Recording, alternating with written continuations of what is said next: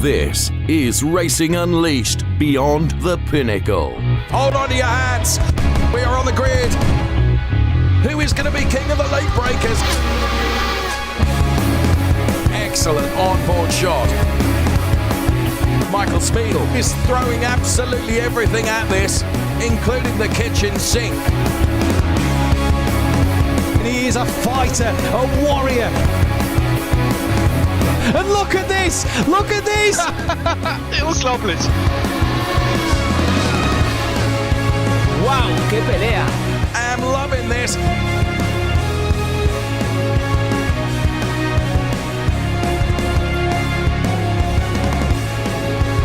Take your hat off and give him a bow. He's already in the lead and now he can sail off into the sunset. This is Racing Unleashed.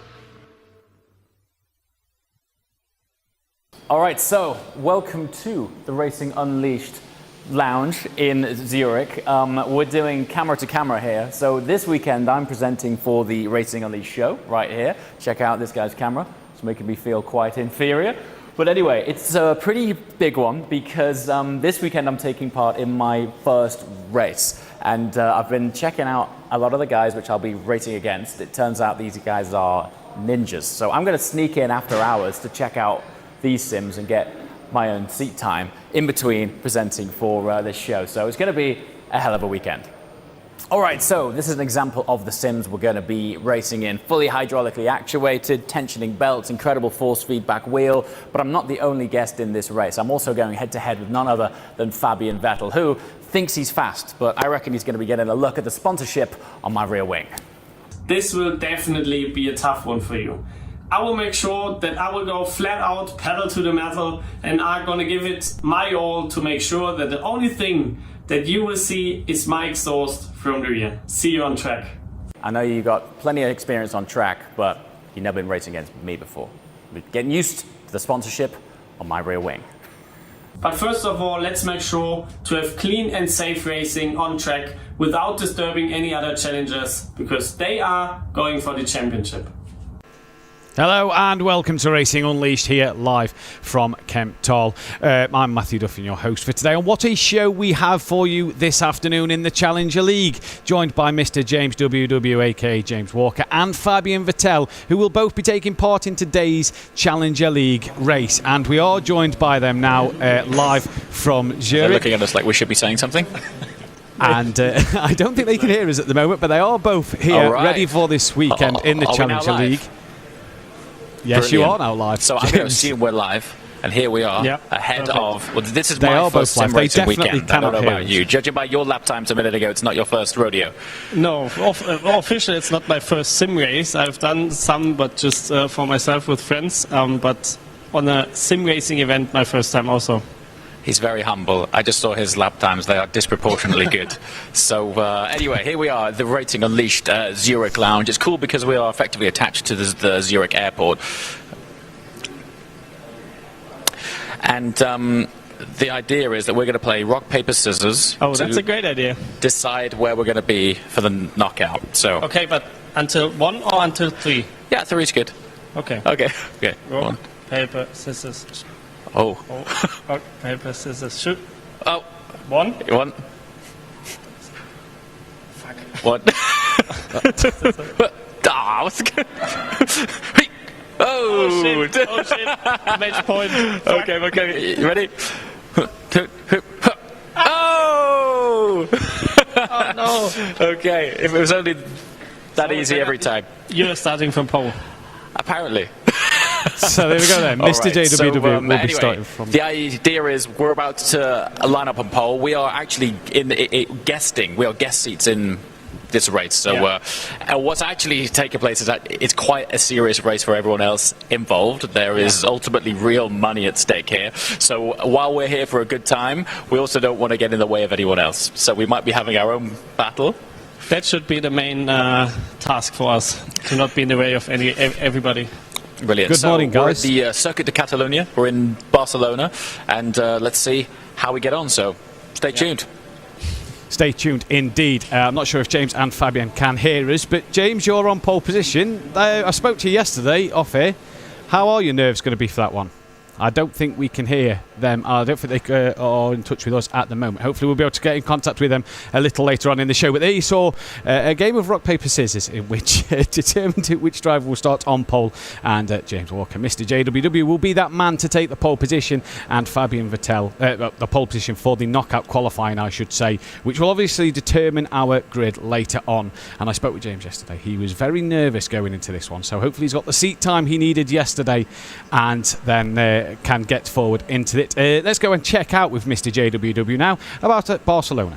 All right, welcome to the Circuit de Catalunya, Barcelona, Spain, and this is a beautiful blend of high-speed corners, high-speed braking points, and it's going to test the balance and endurance of these drivers. The circuit is just over 4 kilometers in length, and it's going to be a fascinating one. This is one of the drivers' favorites, namely because they spend a lot of time in real F1 testing on the circuit. These guys have also put a lot of seat time in on the run-up to this race, so keep a close eye out. It's going to be a really tight battle. We're well into the season at this point, and things are getting really spicy. And the ranking for the Challenger League then looks as follows. This will be the knockout grid order. It will be Mr. JWW, I believe, on pole. That's saying Fabian Vettel. Adrian Abella on row 2 with Sven Kusnel. David Reusler then behind him with Michael Farland, Valentin Georgiev, Antonio Rivoli and Joshua Hader rounding out the top 10. To the second page then, Michael Fry, Fabian Mayer, Borja Zarzo, Andrin Keifer, Yannick Pleshter, Yannick Schmidt.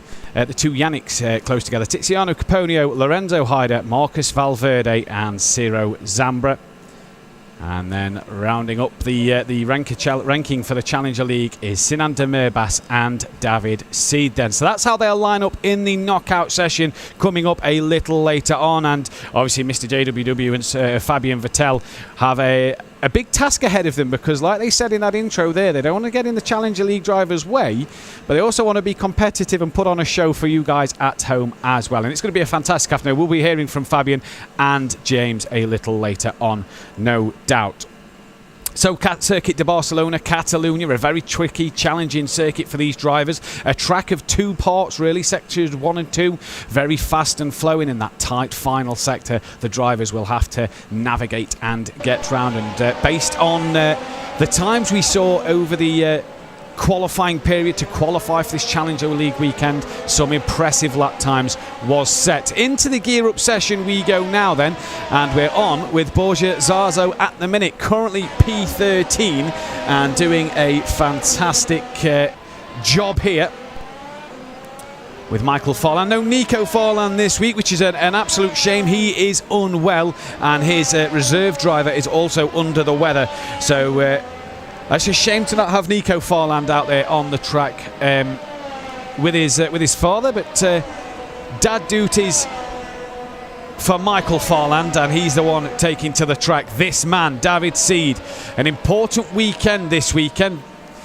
He's got a lot of stuff to do. That's not the right corner there, David. You might want to make sure you get that one right for the knockout and the race later on. But David Seed this weekend has a lot to do with no Nico Farland here, can really outscore one of his rivals in this championship. All he has to do is outscore Marcus Valverde, and it'll be a fight between the top 4 going into the next race. For David Seed, though, with Nico Farland not here, that puts Nico Farland on the back foot already in this championship battle, leaving Ciro Zambra and Sinan Demirbas the only 2 really able to fight him. So for David Seed, a good race today is very essential. Michael Fry then, just getting 2 wheels on the grass there as he comes into the middle section of the lap and is just running the curbs a little bit more than he'd like here, just dipping a wheel or 2 over the curb and onto the grass over it and compromising his corner exit as he gets the straight bang on brake late as you dare for the hairpin. And obviously this is the old configuration of Catalunya. We obviously know in real life it's been redone and the hairpin in this section here redeveloped, but for these guys. It is the old configuration. Sinan de Merbas, a 1:22.4, the fastest time we've seen registered, with Valverde just 400ths off the back of him. Obviously, lap times don't mean anything in this gear-up session. It is just about drivers having a bit of a warm-up and getting used to the track and the conditions, getting a feel for the simulator and the car, and making sure they're fully prepared to go into the knockout qualifying session. Then Lorenzo Hayder has gone P3, 7/10 off of Sinan de Merbas, as we start to see the times coming on the board. And keep your eyes out for Fabian Vettel and James Walker. Mr. JWW's lap times on there. Where will they put themselves in the order? Marcus Valverde coming into the middle sector here then, and he currently 400ths off the back of Sinan de Merbas, and I'm sure that every little bit of time he gets around this track, he knows what he's got to do. He's really got to score some big points over David Seed today to stay in this championship fight, and he's really got to make sure that everything goes his way in this race. A lot of work for this man to do, who, let's not forget, earlier in the season was David Seed's biggest contender. As here is Lorenzo Hayder into that final chicane, and like we say, a very, very tricky part of the circuit to get right. It's so easy to lose so much time and momentum in that final part of the sector, and it is very easy as Ciro Zambra then pops in a lap time good enough for P2, as Sinan de Merbas has gone even quicker, down to a 22.1. Tiziano Caponio, and now Joshua Hayder on the board as well. Yet to see David Seed post a fast lap time, and here is Yannick Pleshter then coming through the middle sector, coming into turn 3, do apologise, and around he goes. Another tricky corner to get wrong. There is Mr. JWW, and I do believe he can hear us now. And James, how's it feeling? I can. Mate, honestly, I am loving this, man. It's so good. It's way more immersive when you've got commentary from your fine self, I have to say. It's truly enjoyable, and I've already got sweaty palms. Seat time was obviously important for yourself going in yesterday. Yes. Did you get enough seat time to feel comfortable for today? I wouldn't say to feel comfortable, but at least it's enjoyable. I think the main aim for me is to keep the machinery between the greenery, as it were, and just enjoy some laps. Luck, James. Thanks, mate. As we now head to Tiziano Caponio out there on the track, and he's doing well. And we're now joined by Fabian Vettel. And Fabian, you from the real world to the simulator now. How's it going? Yeah, it's tough. I would say same like James. It's loads of fun. Cars are great to drive. Simulators are great to drive. But I'm not where I want to be with lap times. So let's see if I can improve a bit during the race. Obviously, James saying earlier in the intro that you're going to be looking at the sponsors on his rear wing. Is that the plan, or are you hoping to get past him in knockout? Nah, that's not the plan for me. Maybe that's the plan for him, but for me, the plan is the opposite way. So I will make sure that he will not have the chance to show me his sponsorships. Best of luck for the knockout session and the race. Oh, there we go. Bit of a spin there for Fabian, a bit of contact with another driver. Not sure who that was, but Fabian, will let you crack on with your knockout session, and best of luck. And Thank you in the knockout later on. So there was Fabian Vettel and JWW. Mr. JWW a bit off the pace at the moment down the order. David Seed now goes into P7, and for Fabian Vettel, only 15th fastest, and a lap ruined a little bit there with the contact made and the spin from himself, as he's just letting a few of the drivers go. He knows he's not on a fast lap there, as he goes through the hairpin and just letting the traffic go. Here is Mr. JWW, and what an honour it is to have two of our ambassadors out there on the circuit, as Ciro Zambra improves his time and now goes with just under 0.2 of a second from Sinan de Merbas. Lorenzo Hayder still in second place as well, so fantastic pace from the front runners. Tiziano Caponio says he's gone back to the pits with 28 seconds left on the board, so he might be done for the session. David Seed some 0.6 off Sinan de Merbas' time, and these drivers just getting a feel for the simulators and the conditions today. And you have to say that if David Seed is lacking a bit of pace, or is it just sort of keeping a bit in the tank and in reserve for that knockout session, because coming from the back of the grid, he wants to be ahead of Sinan de Merbas and Ciro Zambra. He only has a 12-point lead over Sinan de Merbas, so the more that Sinan can get up the order and get ahead and put cars between himself and David Seed, the better it is for his championship. And let me tell you, David Seed will not want that to happen. We're running out of races this season. Obviously, Catalonia and then 2 more, one in October, one in November, before the Battle of Glory at an unknown location a little later on in the year. But for Sinan de Merbassan, he was P1 at the end of that gear up session and looking in fine form as we go into the knockout qualifying session a little later on, where don't forget he'll be starting right from the back with David Seed, and he's got to make his way to the very front and get past everybody, including Mr. JWW and Fabian Vettel. All the drivers then, their 10-minute free gear up session, free practice if you will, is done, and they now look forward to that all-important knockout qualifying. And we'll run through the knockout qualifying and how it works if you are new to Racing Unleashed, and how the knockout qualifying works a little later on when we get into that one then. So let's go and see the track preview.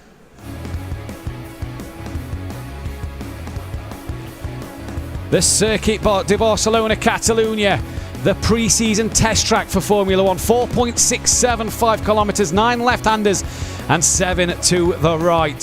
695 metres if you're P1 to turn 1, and it's Europe's busiest racetrack. Part of this circuit has some fantastic corners. None other than turn 1 and 2, an uphill chicane that is fast and flowing, and if you get it right, you can be very well rewarded. Get it wrong, and you could be in for a disappointing time as you head up the hill in towards turn 3, and a very, very crucial corner. We've seen many people get this one wrong and spin around, and you need a good run before you head down to turn 4. A long right-hander that you've got to hurry up and wait to get on the power before. A short straight just as you get on the power, short down into turn 5. The left-hander bringing you back downhill before the flat-out turn 6, setting you up nicely for another uphill chicane. And this one, a very, very tricky one, because if you mess up the left-hander, you can find yourself in all sorts of bother in the right-hander, in the gravel, or maybe on the sausage curb as you go uphill. Another corner that's very easy to get wrong, turn 9. Get it absolutely spot on and you set yourself up for a great run down the back straight. Get it horribly wrong and you're widen in the gravel. And then a move that we could see, the send it manoeuvres up the inside of the hairpin before we head to turn 10. Before turn 11 and 12, the left-right chicane, and this final sector really tight, twisty, and very, very easy to lose a lot of time through here. Turn 12, very tricky right-hander before you come into the Europe car corner, and into 14 and 15, the chicane. And this part of the circuit you need to nail, because if you get this wrong and you get this final bend absolutely wrong, you are a sitting duck down the start straight. Momentum out this corner is the key as you head to the finish line, and you need to make sure you can get as good a run into turn 1 as possible. That then is your track preview of Circuit de Barcelona, Catalunya, where the Challenger League drivers are racing today, and the Racer League drivers will be racing there tomorrow as well. And what a lineup we have for tomorrow. Obviously, Michael Schmiedl already your champion. David Seed, though, is the man looking to become champion. He can't do it today, but he might look to do it next time out on the 22nd of October at the Zurich Airport circuit, a circuit only held by Racing Unleashed. And then we head to Imola on the 12th and 13th of November for our season finale at Imola, and David Seed will hope to have his championship done by then, if not Imola. If you want to join Racing Unleashed, don't forget, head over to the social media or the website Racing Unleashed on the internet and sign up to qualify for the Challenger League to drive in these fantastic simulators. So that is your calendar then, and obviously a Battle for Glory event coming up in December as well at an unknown location, should I say, which we don't know where it is at the moment. Nobody's being told. It's being kept very close to everybody's chests, and nobody yet informed of where that will be. As I'm just looking over to my left, the drivers are preparing for the knockout qualifying session, just getting some fluids on board ready to go then as we head into this one. Here though is the current grid order then. Fabian Vettel from Mr. JWW for knockout qualifying. Adrian Abella in P3. Sven Kushnel in 4th. David Ruisler in P5. Michael Farland P6. Valentin Georgiev 7th. Antonio Rivoli in 8th. And Joshua Hayder lines up in 9th. Michael Fry then P10. Fabian Meyer in 11th with Borja Zarzo. 12th, Andrin Kiefer P13. Yannick Pleshter P14. Yannick Schmidt in 15th place. Tiziano Caponio P16. Lorenzo Hayder, Marcus Valverde and Ciro Zambra bringing up the bottom of that screen. And the two to start at the very back, Sinan Demirbaş and David Seed, then have a difficult task to get through the order and make sure they get themselves as good a starting position as possible going into the race a little later on this afternoon. And they have a very tricky challenge on their hand because the Catalunya circuit, it is not an easy one to overtake on, as drivers may find. Everybody lining up then on the grid, ready for knockout.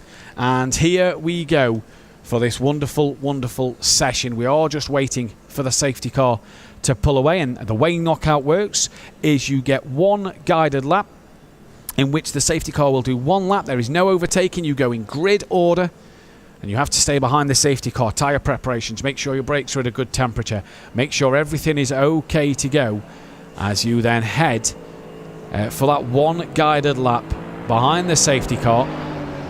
And then we've got laps 2 and 3, which are 2 laps that you go racing. You can overtake drivers and you can, try and fight for the positions and work your way through the field without no elimination. The minute we get to the end of lap 4, though, this is where things start to get really, really interesting, because at the end of lap 4, we start to lose the bottom 2 drivers on the list, and whoever's the bottom 2 drivers in the standings will be eliminated, and that will be their provisional grid spot going in to the race later on. And then from lap 4 to the end of lap 5 and so on and so forth until we have our grid order. And for Fabian and JWW, where can they get in this session? Where can they get in this qualifying? Because they'll want a good grid start and a good grid positioning.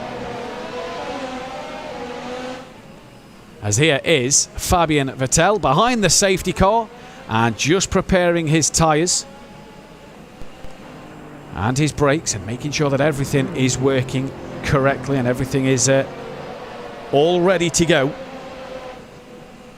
And there is Mr. JWW then, who is also fully focused and preparing his tyres and brakes and getting ready to go.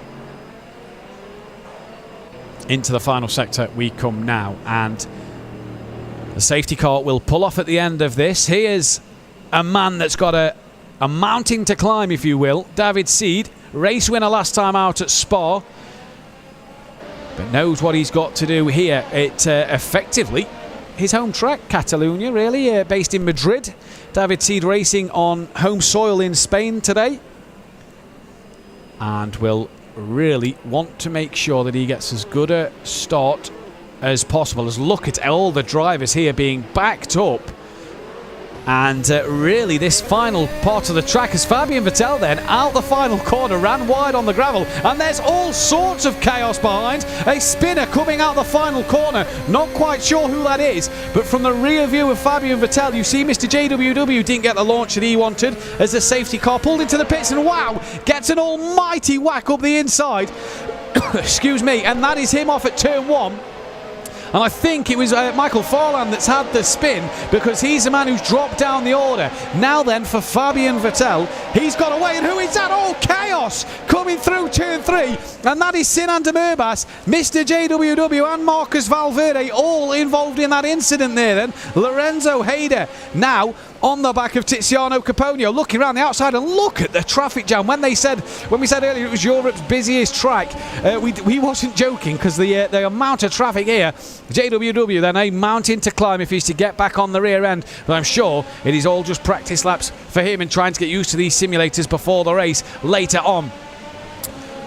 As Lorenzo Hayder then look at the traffic, and there's a car being forced off to the left by one of the drivers, and now they look to lunge up the inside, and that is a great move from Ciro Zambra there on Lorenzo Hayder, but didn't get the momentum out the corner he wanted. Lorenzo Hayder now looks up the inside of Andrin Kaifer, and that is a move well done, and now he's up into P14. Vettel 6 seconds out front. That's a driver who's missed, and what is that? That was an absolute launch from the car behind Lorenzo Hayder there, and that has put him offline and has had to bail out the chicane there, and may have to yield a bit of time, I do believe, by race control. Tiziano Caponio pulls out now on Kusnel. Here comes Reusler on Bella, and that is a job done. Rivoli as well up the inside. 2 places gained for them too. Abella drops down to Michael Fry, now gets past Abella on the timing screen, so dropping down the order once again. David Seeds up to 14th. His closest championship rival Sinan de Murbas down in 17th at the minute. For Marcus Valverde, Ciro Zambra, what's happened to him? He's down in 20th position. As Yannick Schmidt then up into P7. Yannick passed Yannick as Pletcher got passed by Schmidt, and Adrian Abella dropping down the standings here. Have they made a mistake? Very wide and don't look at full speed there, so I'm wondering if there's a problem with the simulator or if they've had a mistake and are just trying to get back in the groove of things, but dropping down the order, that is not what I want to see. Ciro Zambra's now got past Michael Farland, and Yannick Schmidt going toe-to-toe with Yannick Pletcher here as they come through the hairpin, and side-by-side uphill they go once again, and Yannick Schmidt has to hold Stacey. In fact, that's not Yannick Pletcher, I do apologise. That's Borja Zarzo behind, who's trying to make his way through. And behind them to is Tiziano Caponio, who's got past Valentin Georgiev. And now they swap places back again, down to the chicane. Fastest lap, Fabian Vettel, 1:24.052. Here is Fabian Vettel then, cruising out front, so to speak, and is doing a almighty job in his Racing Unleashed cockpit there as he comes through. This then, the start of the 4th lap, and at the end of this lap, this is where we will start to lose drivers in qualifying. At the minute, them drivers at risk are Mr. JWW and Michael Farland as well, so they will be the 2 drivers that we will lose at this moment in time. David Seed moving up the standings a bit as well, and Joshua Hayder then, he's dropped down the standings at the moment and has just lost out a bit of time there. Here, though, is Michael Farland. He's got a lot of traffic in front of him and knows that if he can just get on the back of that traffic here, is in with a shout of maybe making up a place or 2 and getting himself through into that next lap of qualifying. And there's plenty of cars in front of him for him to be able to do just that. There he is on board and look, fully concentrated and ready to go in this one then.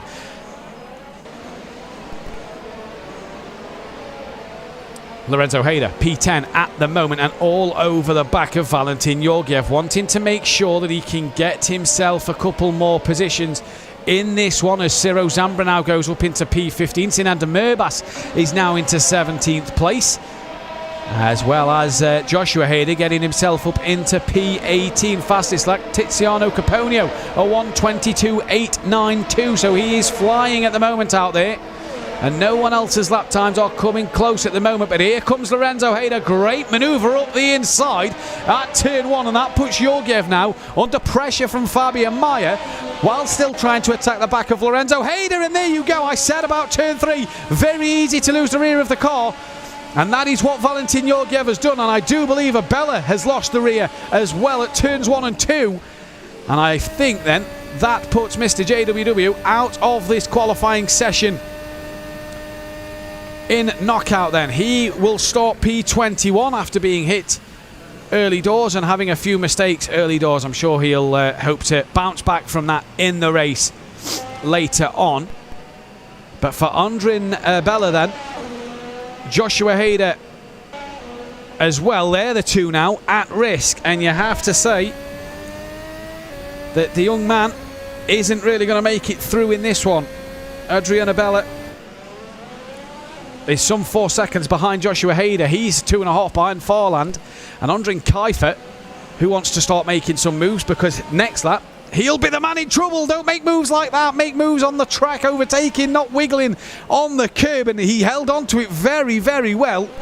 And that was a scary moment, I'm sure. Ciro Zambra fastest lap now, a 1:22.353 as Borja Zarzo looking up the inside of Yannick Schmidt. No can do there, and here comes Tiziano Caponio. Here is Borja Zarzo in Madrid, having a little look. He's still got plenty of time at the minute. He's up the order, so he knows he's got laps in hand at the moment and can regroup and attack the back of Borja Zarzo a little later on. We have lost then Joshua Hader as well.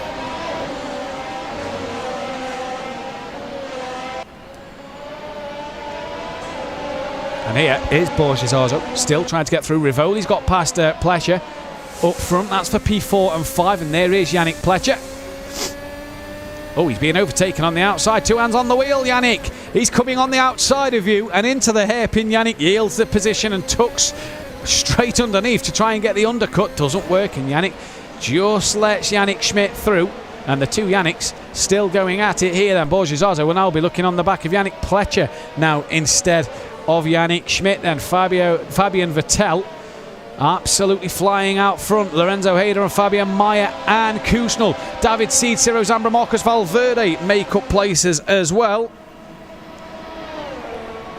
As we are going to lose Mikel Farland, it looks like, and potentially Andrin Kiefer from this session. Yannick Pleasure up the inside of Borja Zarzo, and that is a job well done at the minute. Hanging on there, we have Reusler then has made a mistake. We didn't see him make a mistake. There was a puff of smoke. He must have gone off somewhere then, because he is down and out of this one. Michael Farland there out of the session. He is, and we also lose, I do believe, Andrin Kiefer as well. So Valentin Georgiev now, the man who is in a bit of trouble, but is 9 seconds behind the car in front of him. Yannick Pleasure now has Borja Zarzo right in the background, and these guys, every lap that goes by, know that if they want to be as high up as they possibly can, they need to start to make up some places, because they're getting to the point where they're going to be eliminated from this session. And Yannick Pleasure then doing all he can so far to keep Borja Zarzo behind, and that's the front view in front of Yannick Pleasure then, with the Yannick Schmidt in front and P3 just in front of him, and a lot of movement in the cockpit there for Yannick Pleasure. Here's Sven Kusnel now, P10 on the back of Reusler, with David Seed attacking the back of Kusnel. And Ciro Zambra not a million miles away from David Seed, as well as Schmidt. In fact, Pleasure, has been overtaken by Zarzo on our timing screen. There's Kusnel, bit of a wiggle from him. Georgiev out of the session, as then is Tiziano Caponio. I believe we're losing them to, there goes Georgiev, P16, P15 for Tiziano Caponio, and Borja Zarzo there, look, can now see P3 runs a little deep there, and Yannick Schmidt just has a look on Rivoli, but no can do at the moment, and Zarzo wants to get closer. And all these drivers, until you get to Reusler, are all within a couple of tenths of each other. Reusler just a second and a half behind Fabian Mayer then, but everybody really close, apart from the top three, which is strung out quite nicely. Unless you're this man, Yannick Schmidt, you've got Borja Zarzo, Yannick Pleasure, Lorenzo Hader, David Reusler, all in the background. Here's David Seed having a look on the back of Kusnel. In fact, he's not. He's got past Kusnel there then. So Seed up into 10th place, as De Murbas has also got himself past Marcus Valverde. We come to the end of lap 9 here in this knockout qualifying session, and we could lose Sinan De Murbas, not the session he'd have wanted. We could also lose Marcus Valverde. De Murbas needs a good run on Ciro Zambra, and David Seed's two closest title rivals are by the back of the pack. So Marcus Valverde is out of the session, as is Sinan De Murbas. I do believe Ciro Zambra will be back through. Yes, he is. So Ciro Zambra then, he's now got a task to do to get on the back of them drivers in front of him. It is Sven Kusnel up front who needs to... He's got 1.3 seconds to make up this lap. It is a tall order for him, and has got some work to do. David Seed then has a lot of cars between himself and his championship rivals. Here is Sven Kusnel then, currently P11. Doing a fantastic job. David Seed now coming up the hill. 1.4 off the back of Fabian Mayer. And you just feel that David Seedy's got another lap here that can really help him close that gap a little bit more. As if Sven Kusnel and Ciro Zambra are going to get out of this elimination spots at the moment. They're going to have to make a move at some point. Sven's got 7/10 to Reusler then. Yannick Pleshter on the back of Zarzo. Zambra's got past Kusnel, but I don't think that is going to be enough. And Yannick Pleshter here then, coming up the inside. Bit of contact made there. Side by side with Borja Zarzo. Tyres rubbing again there. And Yannick Pleshter goes through then. And we do lose Sven Kusnel and Ciro Zambra from this qualifying session. David Reusler then, 2.4 off the back. And 4.6, sorry, off the back, because what has happened, has he made a mistake? Borja Zarzo, I believe, has had a mistake, because David Seed and Lorenzo Hayder have both got past. So does Reusler there. And for Borja Zarzo, still off. And that it will be him eliminated from qualifying then. Reusler 1.8 to Lorenzo Hayder. Can he attack the back of Lorenzo Hayder? Coming into the final parts of the circuit here then. I don't think he's got the time. 2.4, so no, he's probably done. And Yannick Pleshter now on the back of Rivoli. And he'll want to find a way through. Here is David Reusler from our racing lounge in Munich.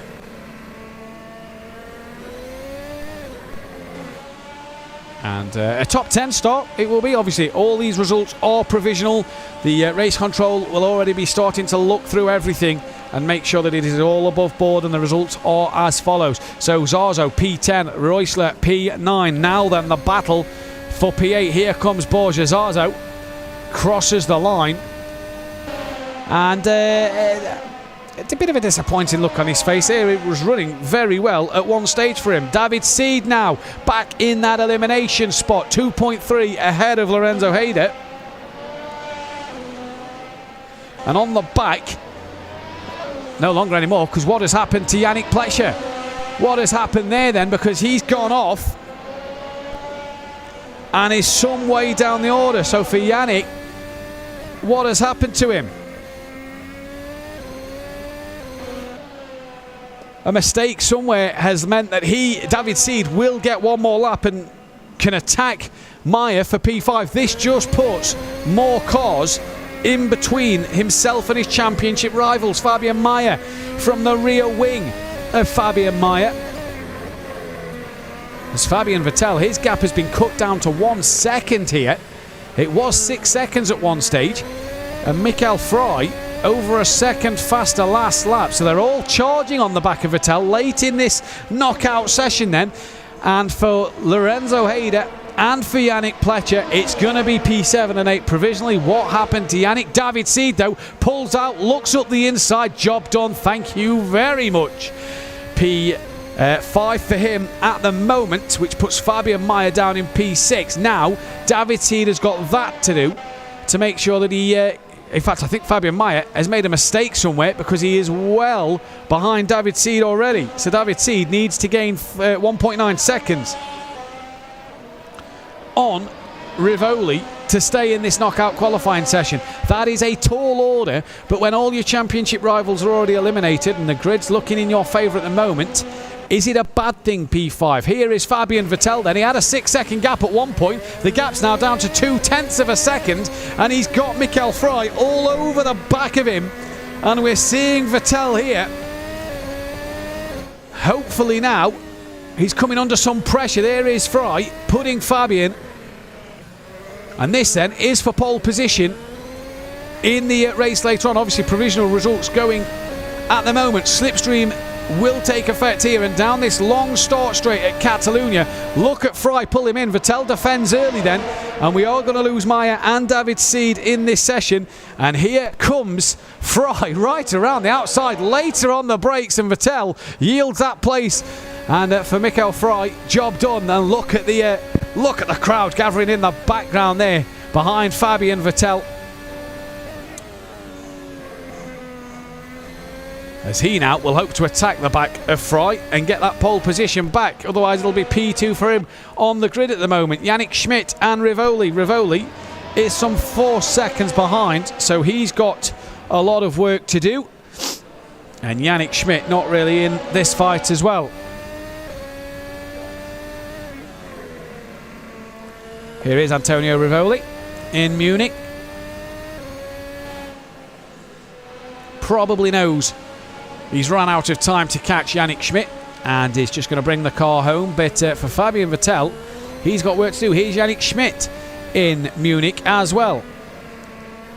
And again, another man that will, both men from Munich, but will be very, very happy with their knockout qualifying performance. And Fry through the chicane, as cool as you like. And Fabian Vettel 6.5 seconds off the back of Michael Fry at the moment as they come to the line. 1:23.1 and a 24 dead for Vettel. So 0.9 of a second faster was Fry on that last lap. Yannick Schmidt and Rivoli cross the line. They are out of qualifying as well, and will line up on the second row provisionally at the moment. And for Vettel here, 0.8 of a second on this lap he needs to find to take pole position away from Michael Fry. But so far, Fry doing the job exactly as he wants to do and needs to do at this moment in time. 0.9 of a second now, increasing his gap at every opportunity. That gap just goes above a second for a brief moment there. And once again, look, Fry just able to just gap Fabian ever so slightly. And what was it? A nice easy qualifying session for Fabian. As at the very end, when pole position kind of looked secured at one point, at the very end, Fry has ruined the party in Zurich then. And it looks like Fabian Vettel will start P2 on the grid for the race a little later on. Now, it is worth mentioning that Fabian Vettel and JWW, James Walker, aren't scoring any points for this race. It is just our ambassadors taking on the Challenger Leagues and pushing the Challenger League drivers for that. But Michael Fry then is going to start on pole position, provisionally on pole position, and what a job from him. And Fabian Vettel will line up alongside him in P2 in qualifying. And high fives all around there, just over my to the left of me. Everybody very pleased with that one here in Kemptal. And Michael Fry, pole position, and a very, very happy man indeed he will be. And I'm sure we'll get to speak, when it is fully confirmed that he is pole position, we'll get to speak with our pole sitter in a little moment's time. As race control now will be making sure that everything, it will be confirmed and is to be confirmed and is the correct order and the correct process that we need to do. A lot of high fives and a man very, very happy, I can see to the left of me here. But for Fabian Vettel, what a session he had. 6-second gap he had out front and must have thought it was job done. P1 on his Racing Unleashed outing, on his first start. But it wasn't to be. Michael Fry spoiling the party for Mr. JWW. A chance to reflect maybe a couple of spins, a few incidents. Didn't quite see. We think the turn 1-1, it looked like he'd been tapped on the rear. So he's going to provisionally start 21st. So he's going to be down the order a little bit. As Fry then, we are just waiting for confirmation that Michael Fry is pole position. And we'll bring you the interview with the pole sitter in just a moment's time. As what a knockout session that was. A lot of congestion, a lot of traffic brought in. And we are joined by now Mr. JWW. And James, not the session you was hoping for there.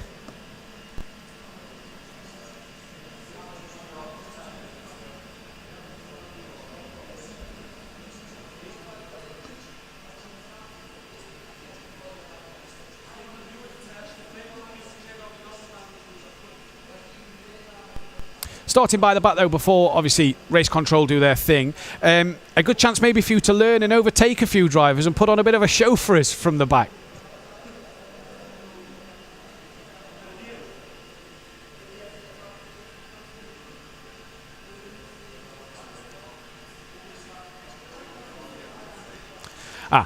So we can't hear James.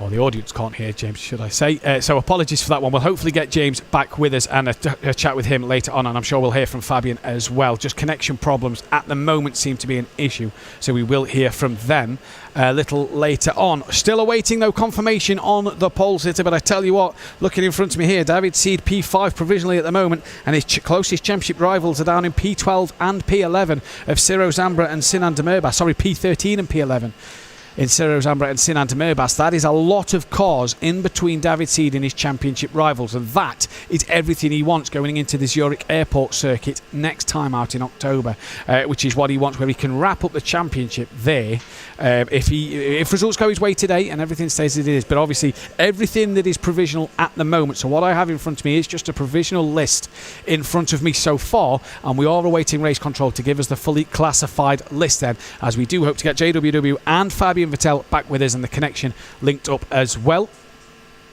As what a race we have in store for you a little later on. But we are now joined by your confirmed pole sitter, and it's Mikael Fry, and my friend, that is a very good job.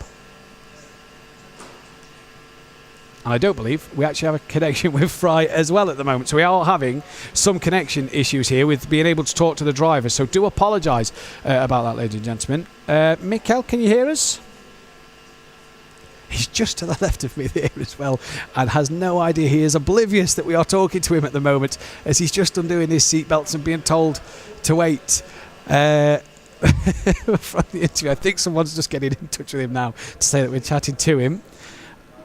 Mikael, can you hear us?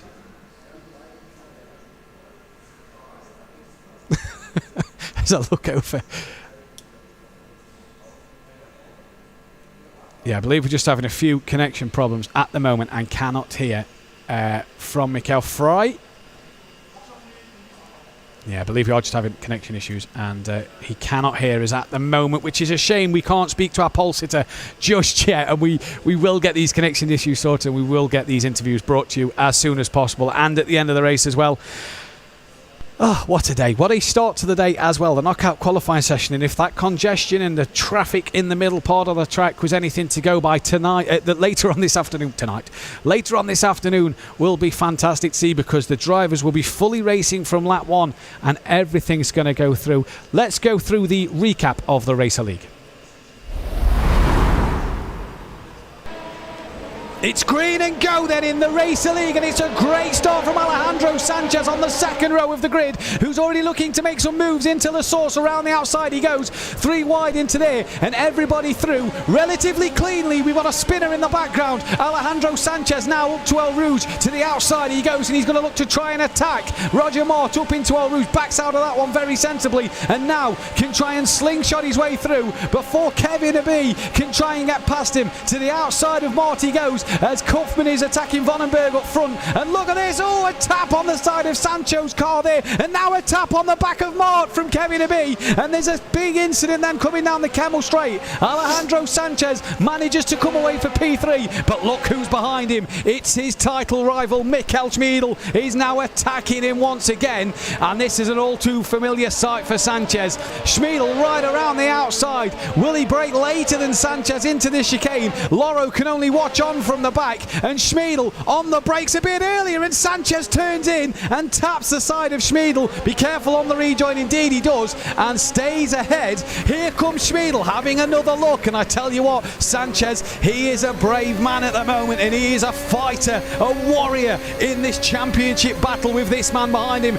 Up El Rouge they come. Look at the launch Schmiedl got. Will he do what David Seed does yesterday? He tucks underneath now, and you feel that this run is going to be all important. Vonenberg could be an absolute blinder, and look at this, side by side they split Vonenberg into Lecombs, and Sanchez somehow keeps hold of it. Schmiedl tries around the outside, now up the inside, can't get it done, and has to tuck back in behind.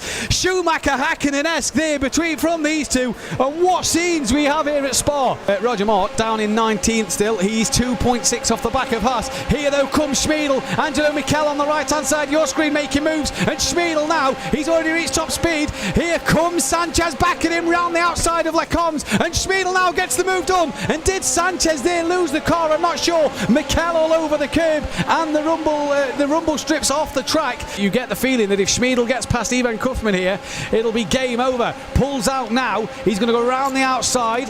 Flat out, not a lift there from Schmiedl at all, fully committed to this. How late does he brake?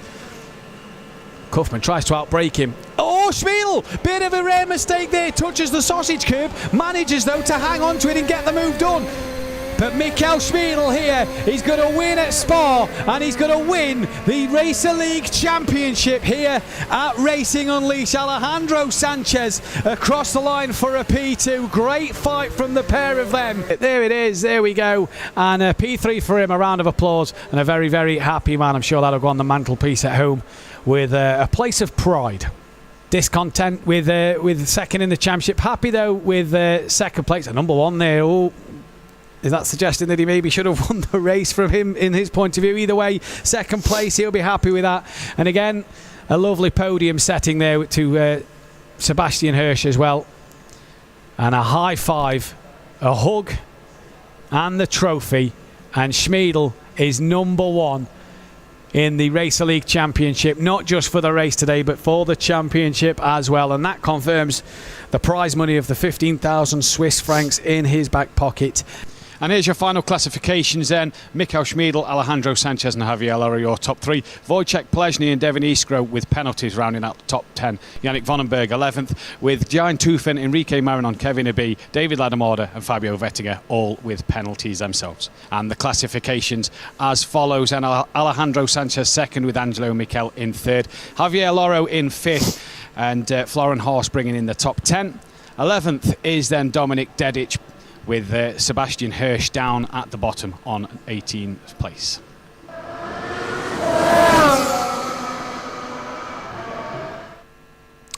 Apologies for the connection problems. We are having a few sound issues at the moment getting to speak with JWW and Fabian Vettel. Let's say some congratulations from Fabian and James himself. All right, speaking of fast drivers, honestly, massive congratulations to this year's Racer League champion, Mikel Schmiedl. The racing has been unbelievable to witness. I think this guy has got a raw, pure talent, and to see you on the track and to experience you in the room is going to be a real honor. So once again, congratulations. It was really, really awesome to watch you managing, going through the whole field without forcing any collisions. Really important, of course, and that's how you are winning championships. And I do believe we have Fabian and James with us now. And guys, that was an interesting session, wasn't it? Yeah, interesting is a good word. Yeah, it was intense, I would say. I got to say, mate, congrats on that. That session was just to watch. It was fantastic. Mine was short-lived. It was, so you know, I was pinged off on turn one. So from there, I had another practice session. Yeah, for me, man, I nearly lost it when I started the race. So this was really, really close call. But after that, yeah, I had the chance to manage the race in the end.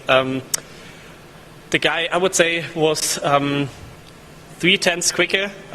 But normally I'm 3/10 quicker than I just drove. But great race, great performance of him. So clean racing in the end. Yeah, clean racing. I have to say, from my part, sorry, Matt, the immersion of the experience when there's other cars on track. It's the first time I've been in the sim with other cars. It adds a whole new dimension to it. I thought it was fantastic. And obviously, we're going to get 2 different points here. We're going to get Fabian, you from the front at the race, and James, you from the back. Obviously, James, you're going to put on the best show by overtaking everybody to get to the front.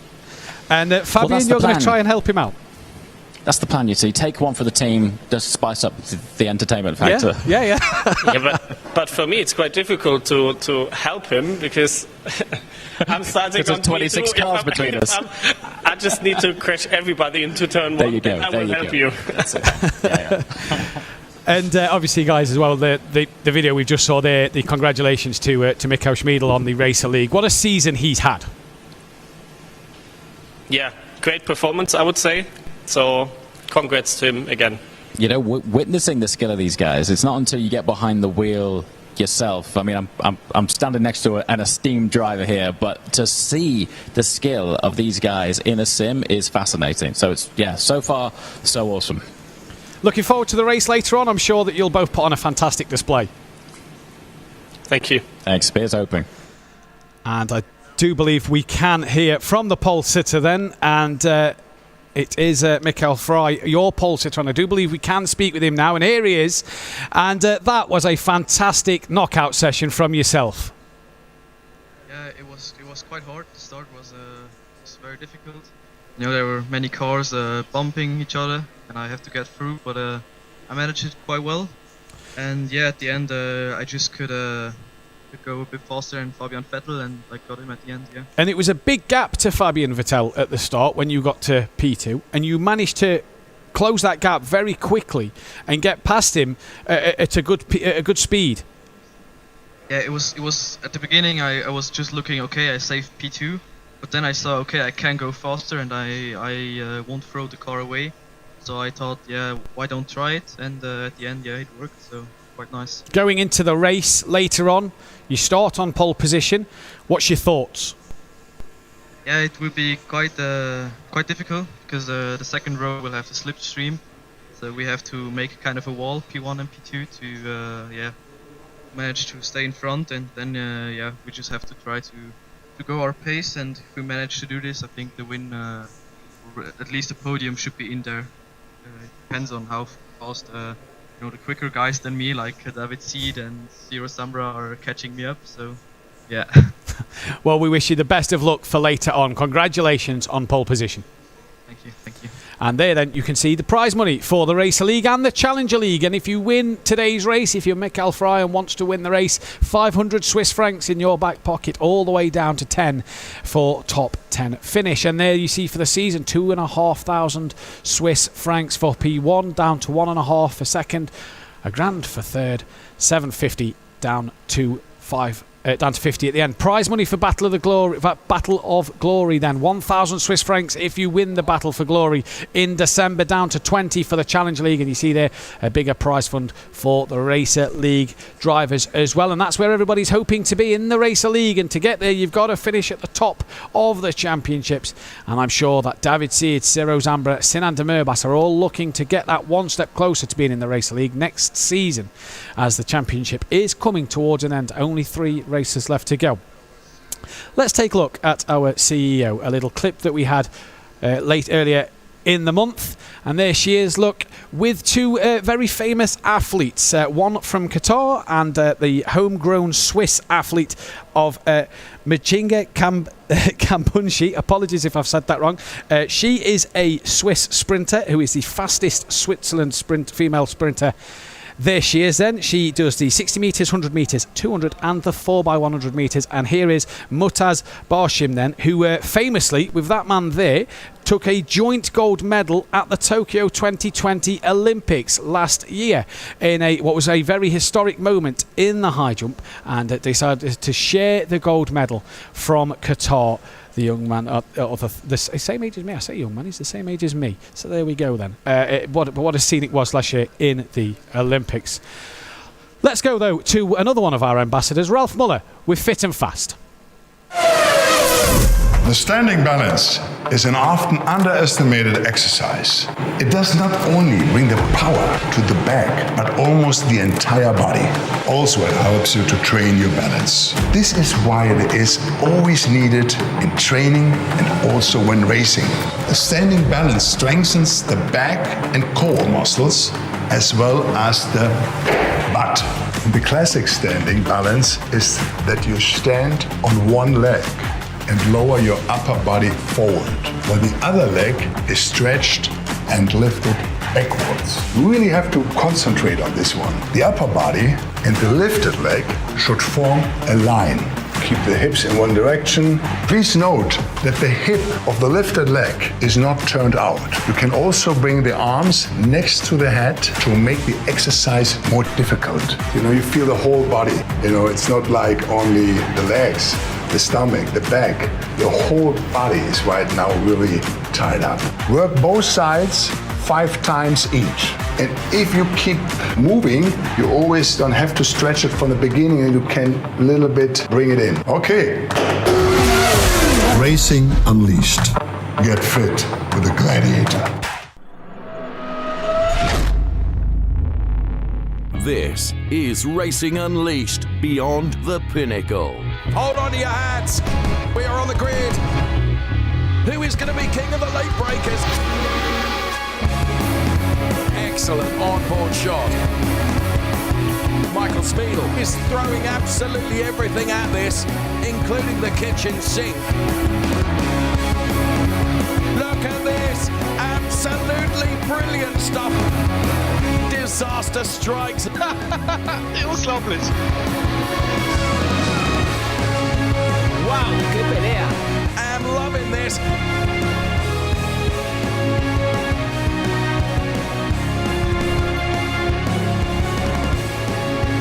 Take your hat off and give him a bow.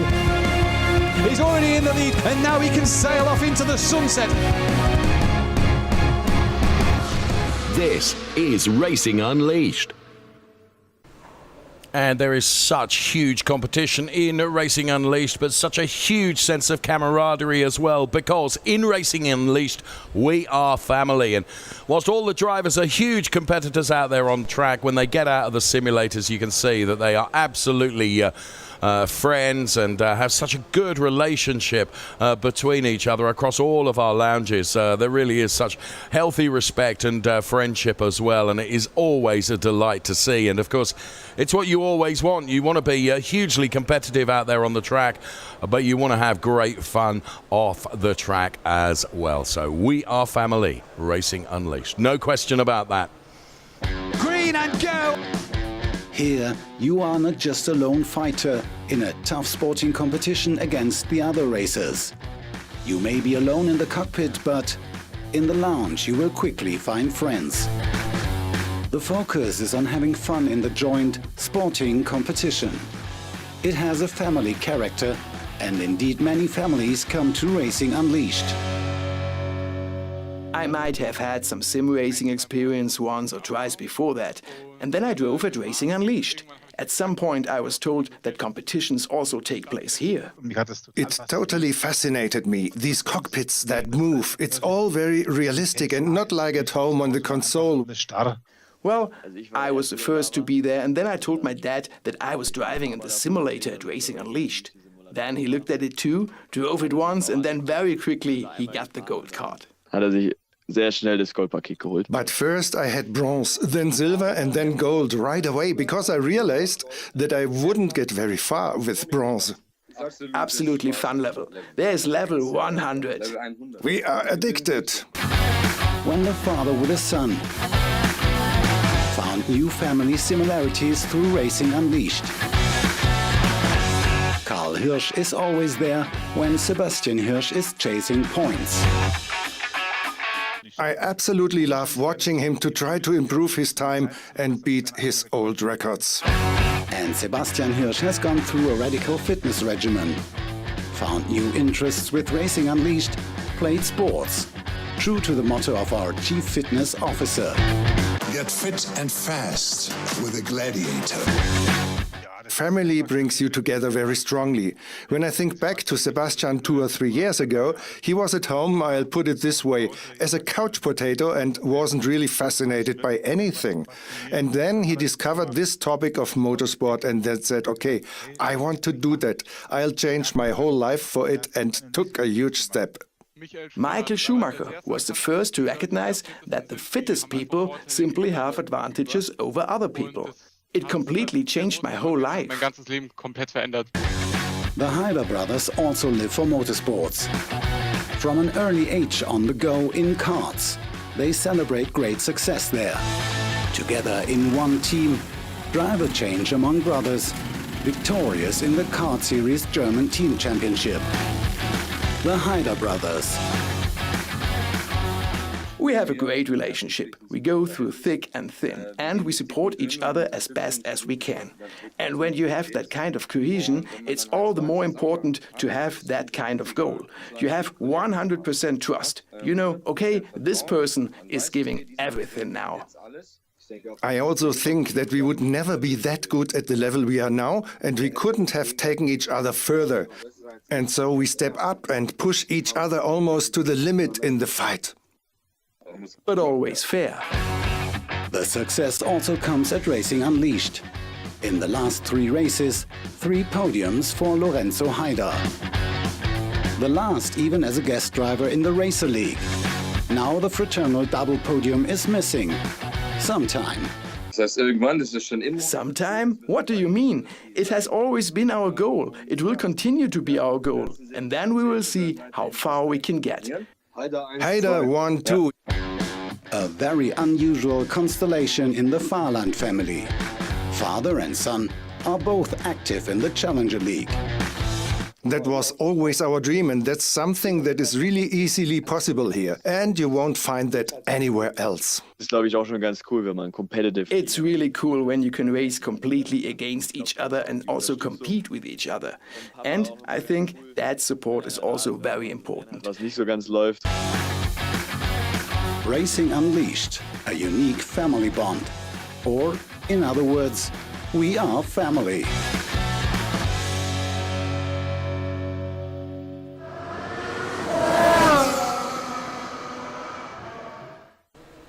Hugely competitive out there on track. Real family friends off the track. So there you could see, and what a great film that was. So we are family. Right, going from P21, Ondrej Kiefer then with the loudest shirt in Racing Unleashed this weekend. There's no question about that. What can he do from P21 on the grid? We are bringing you our grid animation for the race to come here at Silverstone. Matthias Uverkirk then to the right-hand side of your picture goes from P20. Borja Zazo going from P19 on the grid. So that is the 10th row of our grid at Silverstone. To the 9th row, where we find Patrick Haberman, who you may recall started the knockout qualifying P1. He completes the qualifying P18, and Sinan Demirbaş, he goes from P17. And Sinan then involved in losing out a load of positions. Now, first part of the Fahrland family is Michael. He goes from P16. Really rather lovely kiss from his partner there to wish him well. And then it's Astrid Vollenweider going from P15. All smiles as well. They're situated in our lounges in Munich and Calm, respectively. Julian Machas Dalla Rosa goes from Munich P14. And the first of the Haider brothers then, it's Joshua, who is going from P13. And he sits literally a couple of meters away from my studio here and he is ready to go in Kemptthal from P13. We continue our look through the grid then, and Fabian Meyer then, he's going from P12 in Munich, and Hugo Pinto is going from P11 on the grid. So Hugo Pinto based in Madrid, and Fabian Meyer is in Munich. Now, Lorenzo Haider, the other Haider brother, he goes from P9. And right alongside him then, in our racing lounge in Madrid, is David Seed. Hopefully David can hear us.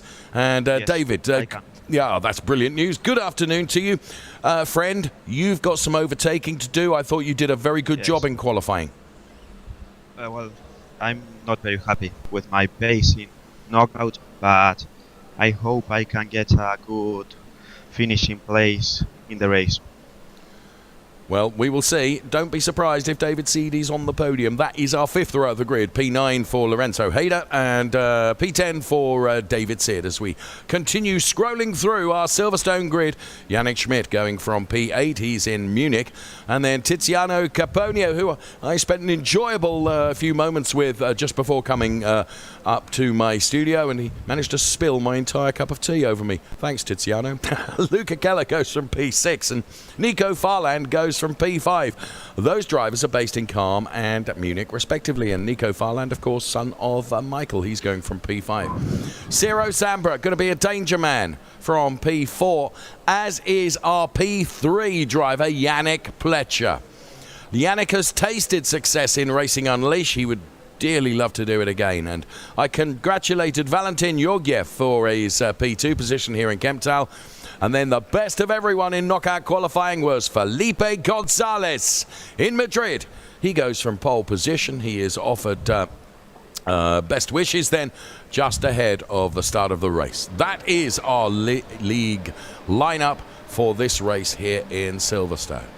All the qualifying is done, and now it's down to the race. The lighting gantry is about to erupt in light We are ready to go racing. This is Racing Unleashed. This is the Challenger League. Hold on to everything. As the lights go out, it's a reasonable start from Felipe Gonzalez, but an even better start now. I said that Yannick Pletcher could be a danger man from here. Looks like he is being hounded right at the start of this and has lost a place already and goes back down to P5, so that's something like the commentator's curse, isn't it?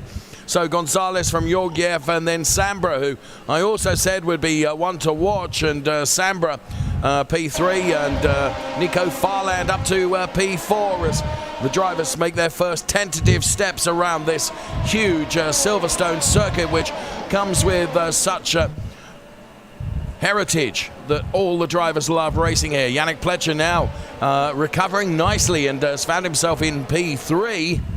So Yannick Pletcher, who, as I said in one of our earlier rounds, has tasted the rich spoils of success, and he'll be fancying his chances here. But Felipe Gonzalez is escaping up the road and has already built some 7/10ths as we look at this fantastic complex of turns of Maggots and Beckett's and Chapel as well. Very, very fast part of the circuit, leading to the fastest with Nico Farland that we go on board with. So here comes Nico Farland then, currently running in P5, but Nico Farland makes it to P4 and relegates both Georgiev and Tiziano Caponio.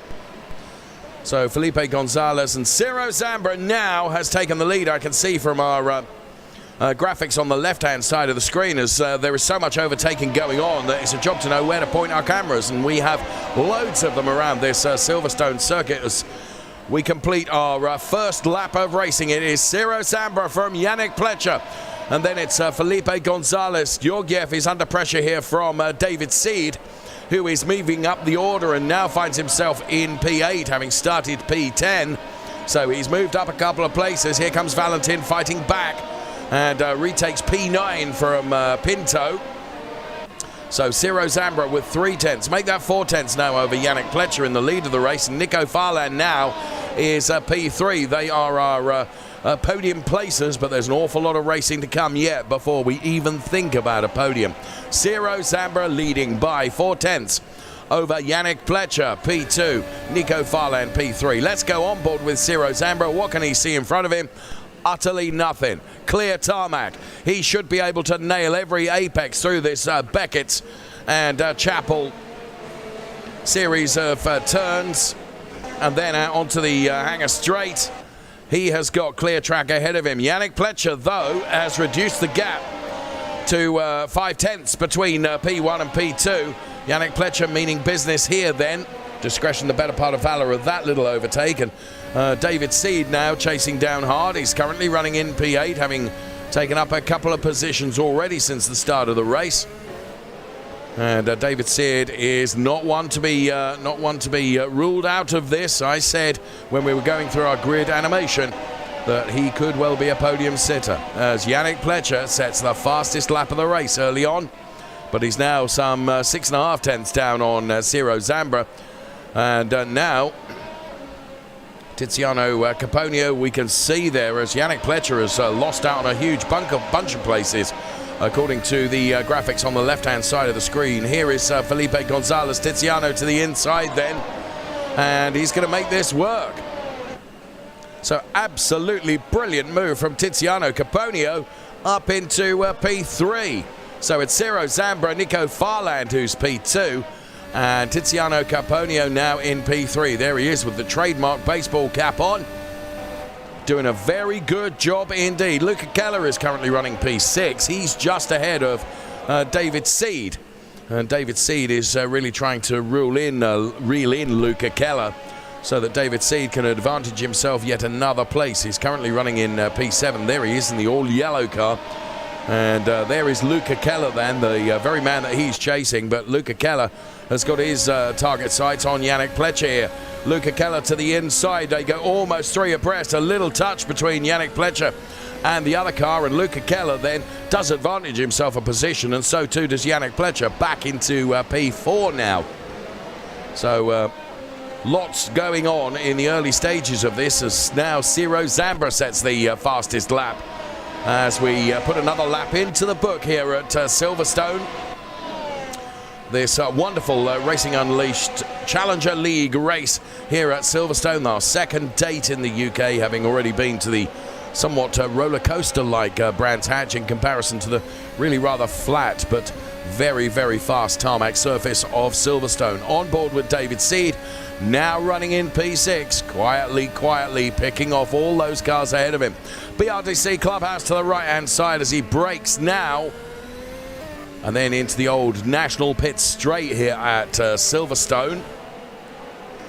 And that's precisely where that is before you head off into Copse, of course, which is taken so quickly.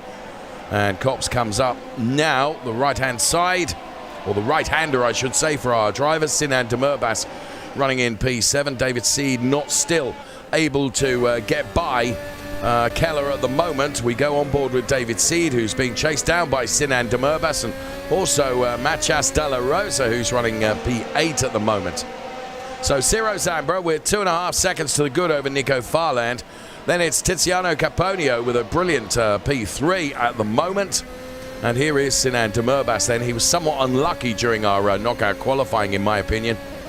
And is therefore having to fight from further back down the order than he would perhaps like to be. So Ciro Zambra, fastest lap out front.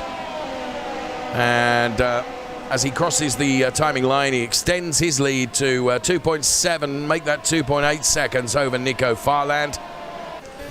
Where is Nico's father running significantly down the order? Wellington Straight now that we are on.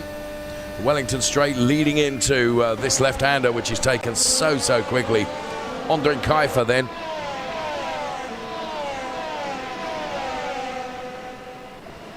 So Michael Farland running in P18 at the moment with his son Nico in P2. So Ondrin Kaifer running in P11, just outside the points, if you will, as Zazo goes by Astrid Vollenweider with the fight that's going on for P14. But we keep an eye on Ondrin Kaifer here, chasing down Pinto ahead, and Georgiev is the car that's just ahead of Pinto. So opportunity here potentially for Ondrin Kaifer as we go on board with him now.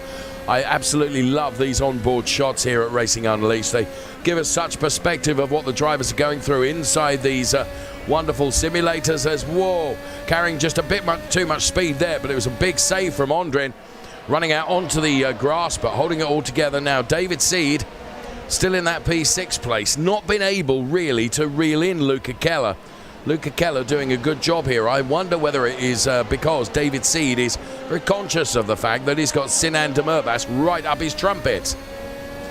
So we're about to put another lap in the book.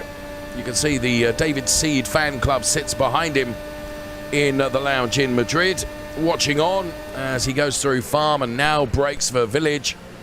And he does get closer now to...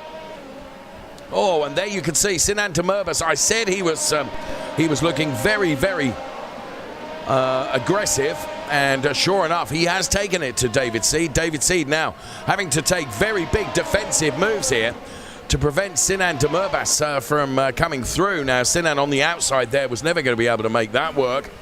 But this is why David Seed has not been able to really get by Luca Keller. It's because his rear view mirrors have been full of this car, the car of Sinan de Murbas, as we're down the National Pit Straight now, on board with David Seed, who breaks away just a little bit from Sinan de Murbas now. So it's Zambra from Farland, Caponio, Pletcher, Keller, and then this fight that we're watching. And it's great that we're staying with this, because there are 3-4 drivers here who all effectively could be after this P5 position. Here comes David Seed. Is he going to be king of the late breakers? Dive to the inside? No, he's not. I'll tell you what, Luca Keller took just a little bit too much curb there. Did it unsettle the car? No, he appears to have it all completely under control. Now rounding the final turn to put yet another lap on the record charts here at Silverstone. And it's another lap on the record charts with Luca Keller staying in P5 and preventing David Seed moving further up the order. Through farm we go. And now, oh, an opportunity for David Seed. He had to be bold there and had to be committed to it, and he was. And now David Seed has received some of his own medicine back again. And he still stays ahead of Luca Keller and Sinan de Murbas. That was a very, very aggressive move from David Seed. He had tried everything everywhere to try and get by Luca Keller and had failed, so he had to be bold and ambitious, and he certainly was there. There was a little touch between the two of them, but David Seed, after many, many laps of waiting, has gone through now into P5, and you can see he is quicker because he's been able to break away a bit from Luca Keller, although that could be just telling the story of Luca Keller now having to defend from Sinan de Murbas and Matías de la Rosa and Ondřej Kajfer as well. So there is Sinan de Murbas, and David Seed then has really broken away by 5 or 6 car lengths between this little gaggle of cars that are contesting this P6, 7 and 8 position. And we're on board the P8 car now of Matías de la Rosa. We're on lap 7 of 20 here at Silverstone, and whilst all this has been going on, Ciro Zambra has just been quietly going about his business in the lead of the race. This is Julian Matías de la Rosa, based in Munich, in our lounge there. Carries so much speed through Farm. Absolutely not letting off at all. Great driving from all of our drivers. Zambra from Farland, from Caponio, the top 3. Then it's Yannick Pletcher, David Seed. Then this gaggle, this Luca Keller, Sinan de Murbas fight that's going on with Matías de la Rosa and Kajfer, and also Lorenzo Haider trying to buy into it as well. So Luca Keller and Sinan de Murbas then eventually exchange positions, and Sinan de Murbas goes through. And now he's got to set about trying to reduce the margin that David Seed has on him now, as David Seed is trying to reel in Yannick Pletcher for P4. I said right at the beginning of the race that a podium place for David Seed was not potentially out of the question. We'll see when it gets towards the end of the race. We're not even at half distance yet, with Ciro Zambra extending his lead still further, 4 seconds over Nico Farland in P2. Then a good showing from Tiziano Caponio in P3. Here's Julian Matías de la Rosa then, also chasing after Luca Keller now, who has seen a number of cars go by him, regrettably. But Luca Keller, of course, with every turn, with every centimetre of tarmac, is still learning his craft here. Wonderful young talented drivers that we see in Racing Unleashed. Well, young and old talented drivers in Racing Unleashed. Age is no barrier, that's for sure. So Luca Keller pinpoint accurate through the turns, holding on to the car nicely, running in that P7 position. Sinan de Murbas having got by, and here is Ondřej Kajfer, who could do without the moniker of P9. He'd rather have P8, and Ondřej doing everything he can to chase down. Now Ondřej is in our racing lounge in Zurich and is chasing down Matías de la Rosa, who is occupying that P8 position at the moment. Now Zambra has settled on that kind of 4-second margin over Nico Farland. It's not really increasing by very much now. Just wonder whether Nico Farland in the second half of the race will be able to find something to be able to potentially take it to Ciro Zambra. So Julian Matías de la Rosa and Ondřej Kajfer contesting this P8 place. Love this shot as well. Oh, and that was a bold move from Matías de la Rosa on the inside of Luca Keller, but he wasn't able quite to make it work. Here is Julian then into the club corner turn now, left then right, and then of course a more of a sweeping right round club, which brings you onto the start-finish straight, and we start on lap 10 of 20, which means when we're halfway through the kilometres around the Silverstone circuit, we will be at half distance within the race. And this is how Luca Keller is having to defend from Sinan de Murbas, and now he had additional momentum there, but Julian Matías de la Rosa was almost able to take advantage as well. And that's the trouble when you're hunting, because you're being hunted at the same time. To the inside now, a little barge on the wheel, and that sounds the Luca Keller car around, and that will be looked at by race control. It does put Matías de la Rosa ahead, But Luca Keller really, really losing out there.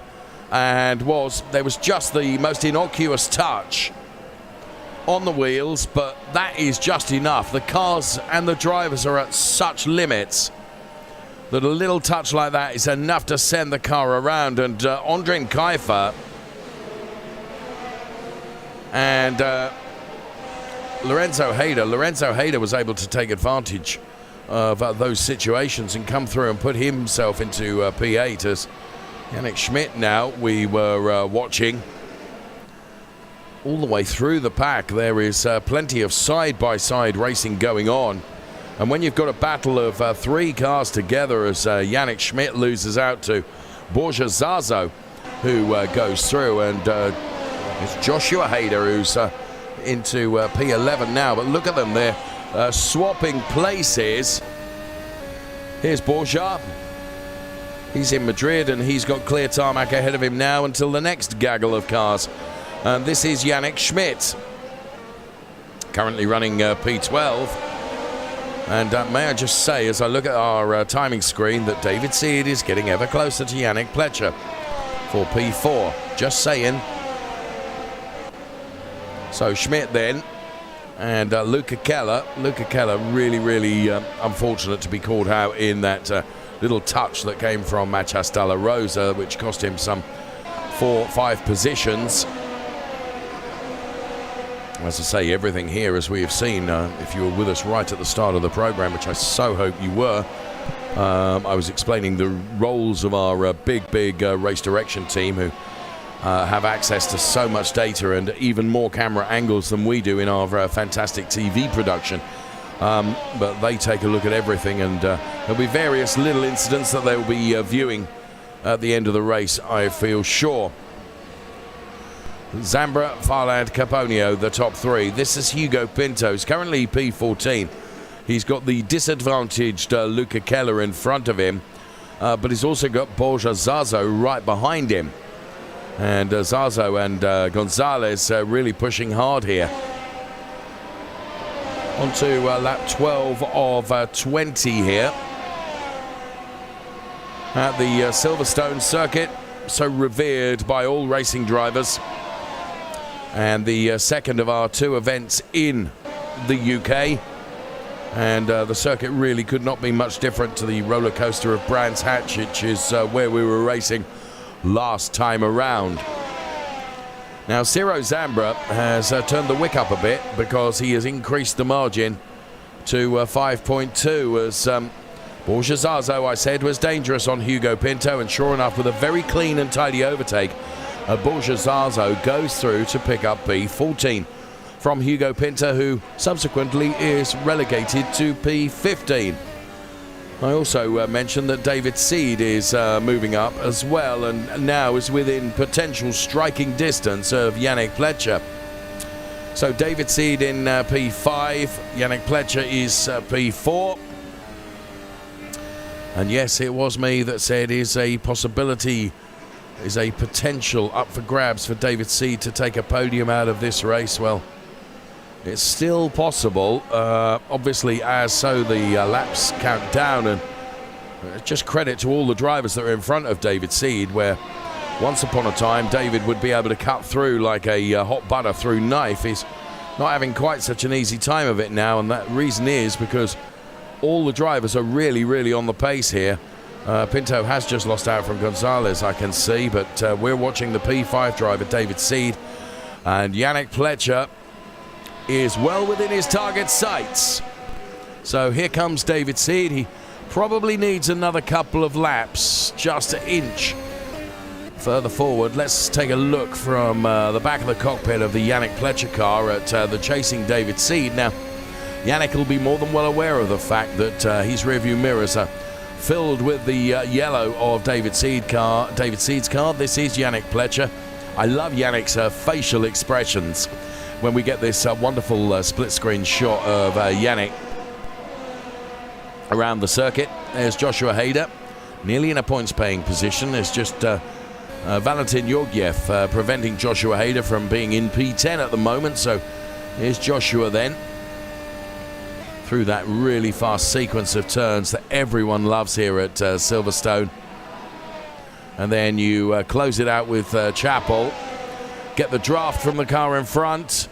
Under the bridge, Josh goes side by side with Valentin. Has he got enough to be able to close the door before Stowe? Well, he has to use opposite lock to control the slide, and actually in his bold ambition to move up a place, he loses a place, and in fact, it's Yannick Schmidt who is able to take advantage and just, oh no, and well, this plays nicely into the hands of Joshua Hader as Zazo and Schmidt. Here's Joshua Hader. You can see him just take a glance at the rearview mirrors to see what was going on behind, but he's, of course, more concerned with what's going on in front of him. So it's Zazo, Schmidt, Keller, Georgiev, a big loser there. And Joshua Hader now with Borja Zazo, who has really been motoring during the course of this race, beginning to pursue Josh Hader into that top 10. Now broken into the top 10 and running in P10, but is having to stick his elbows out and defend from Josh Hader. Here is Borja Zazo. He's having to defend against Borja Zazo, I should say, and Borja looking very determined, running in P11 with Joshua Hader, who's just managed to build a margin of comfort of maybe 2 or 3 car lengths over Borja Zazo. This is Yannick Pletcher. Watch the facial expressions, they're great, as he's continuing to really enjoy this race in P4 and has not been affected by David Seed closing in on him. It's not made him make any mistakes. Equally, Yannick, to be fair, has not been able to get closer to Tiziano Caponio. There is Tiziano in the red car. You can just see to the very left-hand side of your picture. And then a focus of those three right in the middle is Yannick Pletcher, who is hunting, but probably is being hunted a bit more by David Seed. And Yannick Pletcher ever more aware of that. And therefore driving in a style and manner which remains quick, but also is quite defensive. National pit straight now for David Seed. Now just hold on as we go through this corner with such speed, heading up towards that complex where you take the curb in, curb out, curb in, curb out. Sounds something like a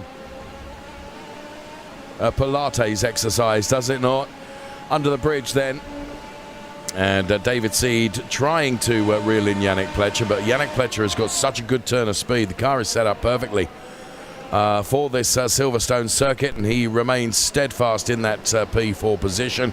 Not really able to take the fight to Tiziano Caponio, and these three kind of out on their own a bit because Nico Farland is far up the road, as too is our race leader. Lorenzo Hader we're on board with right now. He's running P8. And Lorenzo completes another lap of the Silverstone circuit.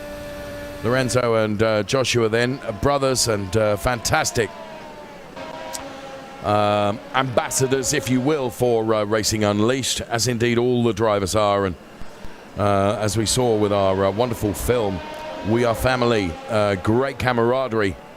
It all disappears when, of course, the guys get into the simulators and they go out on track. But once they're out of the simulators, great camaraderie and friendship between all our competitors. Ciro Sambra, 5.6 seconds to the good. David Seed.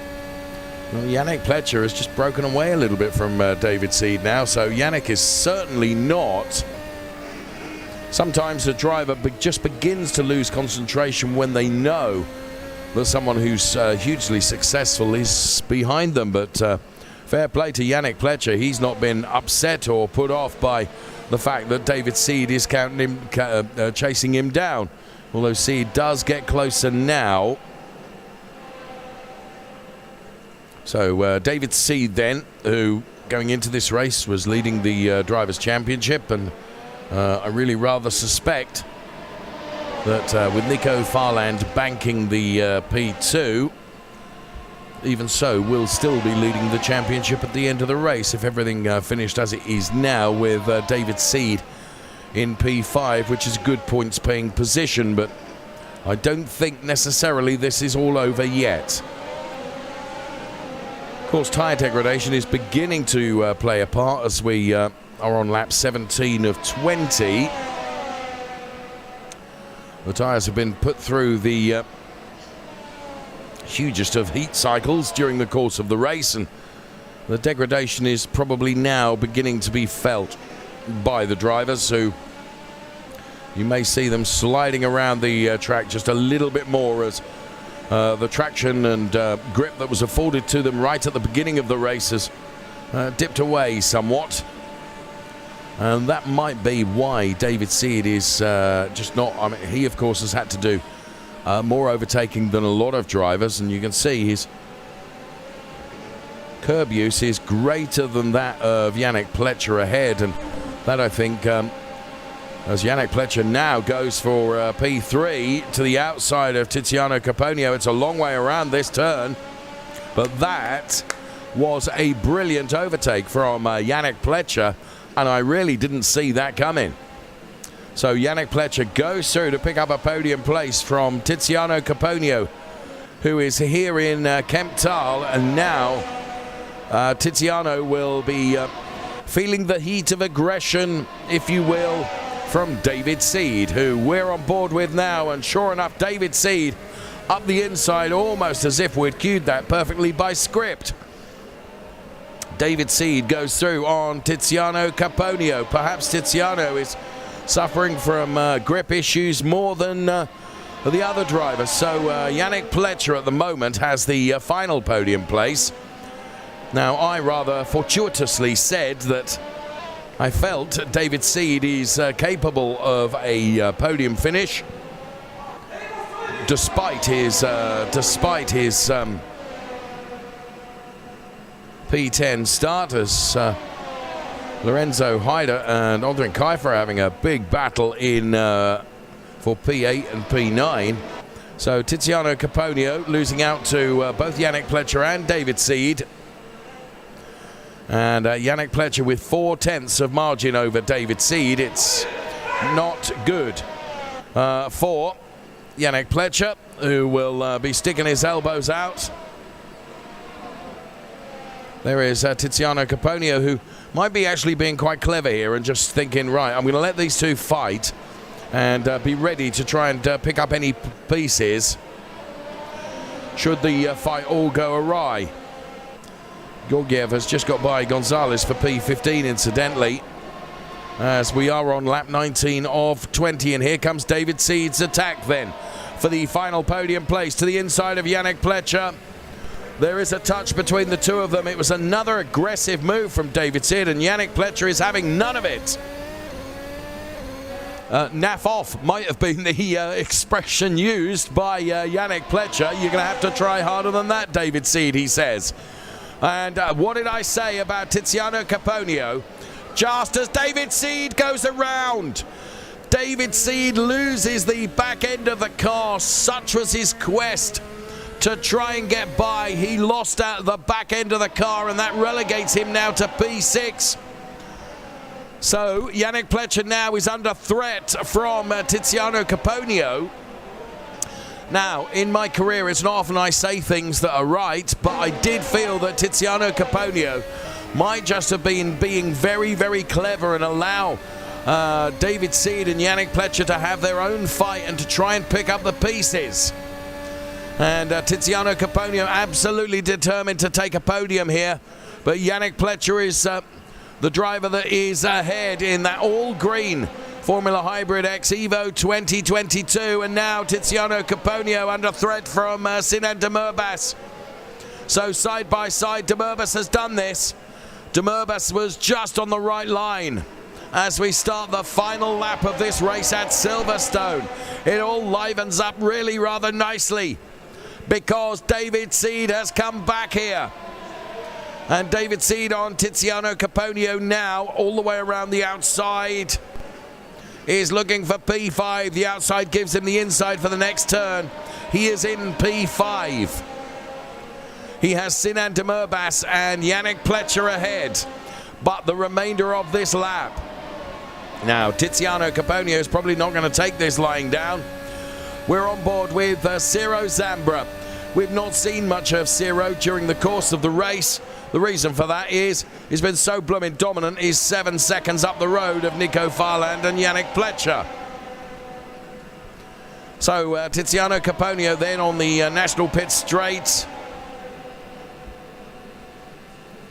Wow, what a race in the final stages of this, but I think the cars that are P3, 4, 5 and 6 are gapped sufficiently where not much is going to happen here. I think Sinan Demirbaş was just so clever.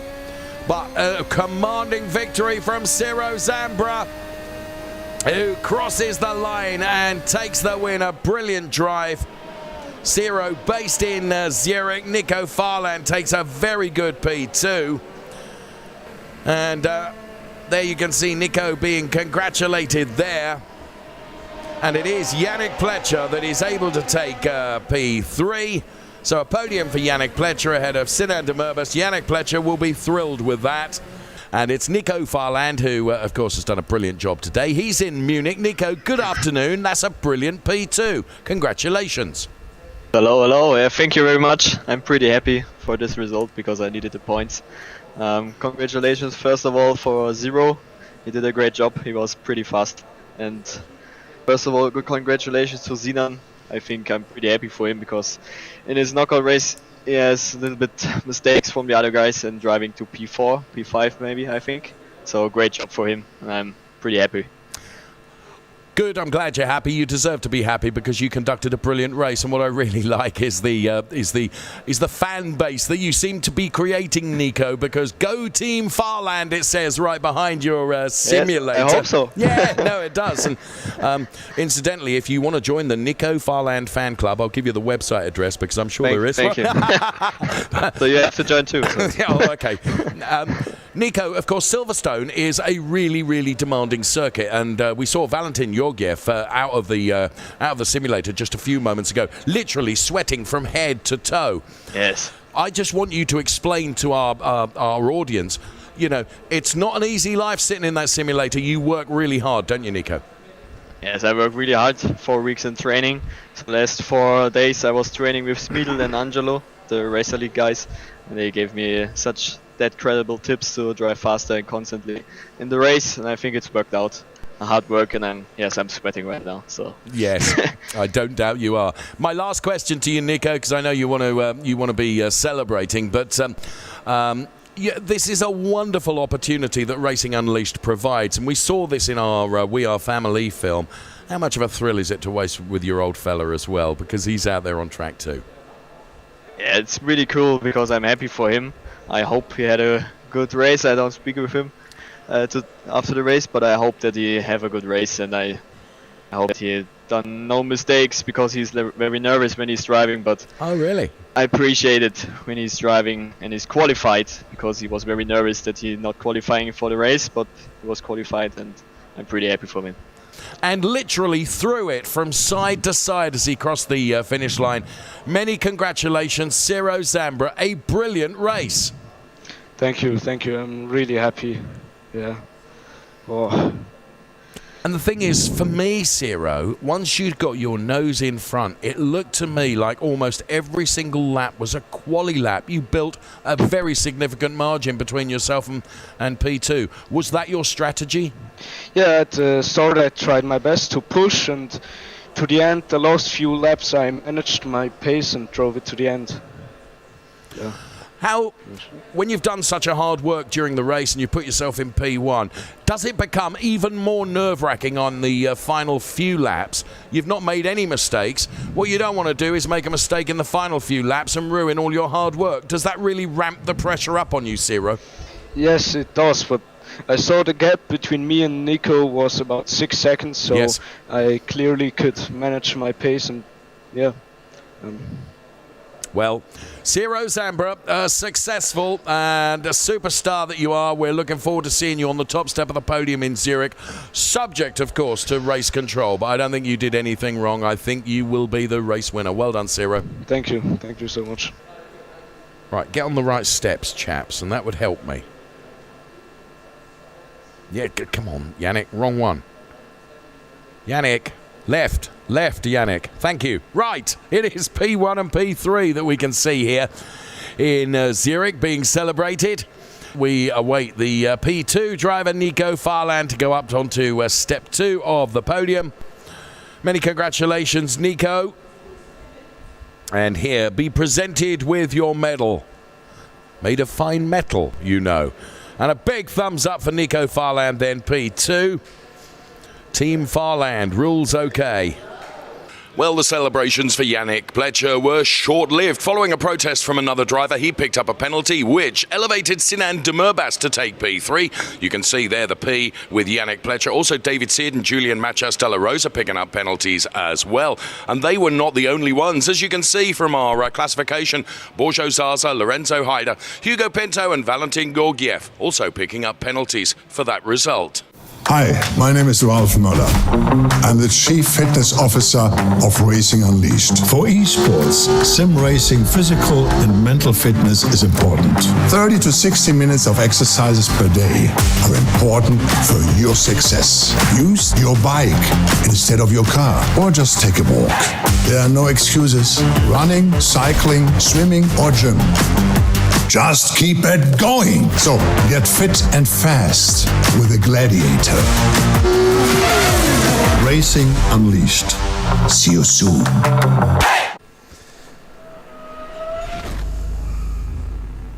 This is Racing Unleashed Beyond the Pinnacle. Hold on to your hats. We are on the grid. Who is going to be king of the late breakers? Excellent onboard shot. Michael Spiegel is throwing absolutely everything at this, including the kitchen sink. And he is a fighter, a warrior. And look at this! Look at this! Unglaublich. Wow, qué pelea. I'm loving this.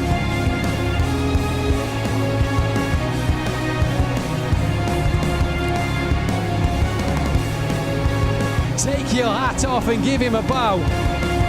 He's already in the lead and now he can sail off into the sunset. This is Racing Unleashed.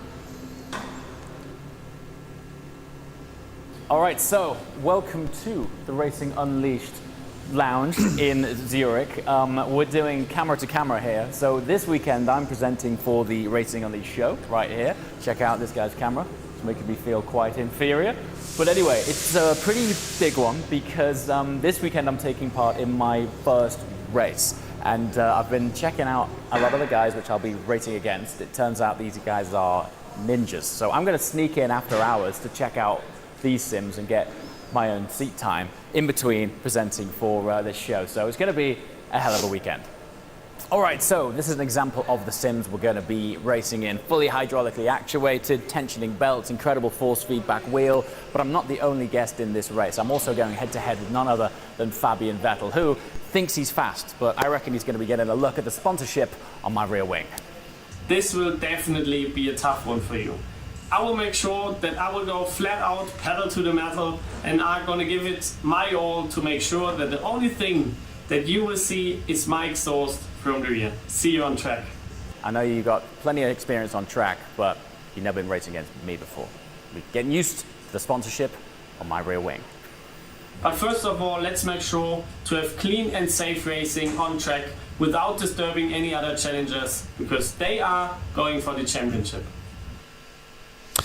And welcome back then to Racing Unleashed here for the Challenger League. This is your final classification from the knockout qualifying session. Mikael Frey will start on the front row alongside Fabian Vettel. Row 2 will see Yannick Schmidt and Fabian Mayer. Row 3 of David Seard and Yannick Pletcher. Lorenzo Haider and Antonio Rivoli, with David Reusler and Ciro Zambra rounding out the top 10. On to the second page. And Sven Kusnel will line up alongside Borja Zarzo. Sinan Demirbas alongside Marcus Valverde. What a task them drivers have today. Tiziano Caponio alongside Valentin Georgiev with Michael Farland and Joshua Hader side by side. Andrian Abella and Mr. JWW. And bringing up the rear is Andrian Kiefer on his own then. P21. Here's a few replays then of what happened, and there you see a dramatic start to the knockout session and a lot of cars all bunched up, and Valverde there looking for a gap that's very quickly disappeared, and that is what happened to Mr. JWW early on. Yannick Pleshter with a bit of a tap up the rear of another car into the side of the yellow Racing Unleashed Formula Hybrid X 2022. Joshua Hader forced onto the grass. That didn't stop him being fully committed, but maybe it should have done, and he should have maybe just backed out of that one. Luckily, nobody seriously off. David Seed with a little tap up the rear of one of his competitors then and sent him round, which caused another car to go off. Look at that car wide. As Andrian Kiefer, we saw that on air. A big send it on one of the Hader brothers. I can't remember which one. Joshua Hader, though. It was Lorenzo. That was it. Joshua Hader tapping wheels with the purple Formula Hybrid car. And Yannick Schmidt, that's a little late on the brakes and optimistic. If you're that man, this man was very happy. Mikael Fry with his P1, and high fives all around for him. He will start alongside Fabian Vettel. And this then is your lineup. And there is Andrian Kiefer, or there is his gloves and his headset. Not yet in the simulator at Zurich at the moment. He will hopefully be in that simulator before the start of the race. He will line up P21. In P20 is Mr. JWW, another man that's either turned invisible or isn't there yet. Adrian Abella, P19 from our lounge in Madrid. On to the next row of P18. Fist bumps. High fives from family and friends for Adrian. P18, Joshua Hader. And P17, Michael Farland getting ready for their race. And all strapped in is Farland. Hader just making sure he's fastened in and sat comfortable, ready to go in this one.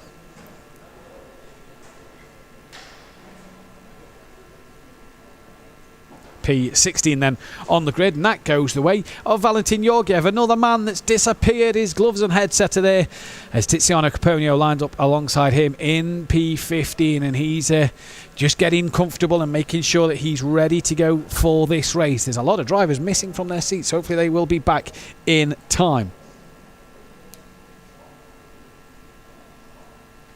Marcus Valverde sporting the blue headband with his entourage in the background. P14 for him alongside Sinan Demirbas in Munich, ready to go in 13th place. And we can speak to Sinan. We're just getting him into the chat, but he will be P13 and we can get a word from him now. Sinan, can you hear us? Yes, I can hear you. P13 on the grid. What's the goal for the race? Just eyes forward. Try to avoid some accidents for once, because I seem to be a magnet to them. Just hope for some luck and attack towards the top 5 on the podium, because I think I have the speed, I just need some luck. Well, we wish you the best of luck, my friend. Thank you. Sinan there, getting ready to go in P13, as is Marcus Valverde. P14, P12 on the grid then, Borja Zarzo, he's ready to go. After a few incidents in his qualifying session, demoted 2 places. He's ready to go in Munich, and Sven Kusnel in calm, strapped in and ready to go as well in P11. Rounding out the top 10 then. As we head into the top 10 in just a moment. Borja Zarzo there, really sort of relaxed and ready to go. As is Sven Kusnel. What will them two boys be thinking then? Ciro Zambra, the driver in 10th place. A bit of a promotion for him, 1 spot. He's got a lot of work to do, as does Sinan Demirbas for that championship fight with David Eden. David Reusler from Munich in P9 as well. As we can see Sinan Demirbas in the background. A little wave there. I do believe he's still in our commentary booth with us. In P9 at the moment. We'll hopefully get that one sorted. Into the top 8, Antonio Rivoli then in Munich. He will line up 8th place, and Lorenzo Hyder in P7. And I do believe we have Lorenzo in the chat. Lorenzo, big race ahead. Yeah, my quali, very difficult, the quali, but from P18 to P7 is a good result, so yeah, big focus to the race. Best of luck, my friend, good luck. Lorenzo there then, fully ready to go for this one. A good knockout session for him. Here's Yannick Pletcher getting himself strapped in and ready to go. And there's the man. Look, a rare smile from David Seed. He's hopefully ready to go. And we can speak with David Seed now. And David, home track here in Spain for yourself and a good knockout session. What can you do in the race? Well, I hope that I can win. And that's it. Well, we wish you the best of luck, my friend. Good luck into the race and have a good one. Thank you. So David Seed there, Yannick Pletcher just taking on last few bits of fluids. Fabian Meyer in Munich, ready to go from P4. And there's Yannick Schmidt in P3. A wave and a thumbs up from them two in Munich. They're both ready to go as we head then to the front row of the two lounges from Switzerland then, and it's the lounge at Zurich that will start P2 of Fabian Vettel, and the lounge here at Kemptal of Michael Frey, that is P1. And Fabian, are you looking forward to your first outing here?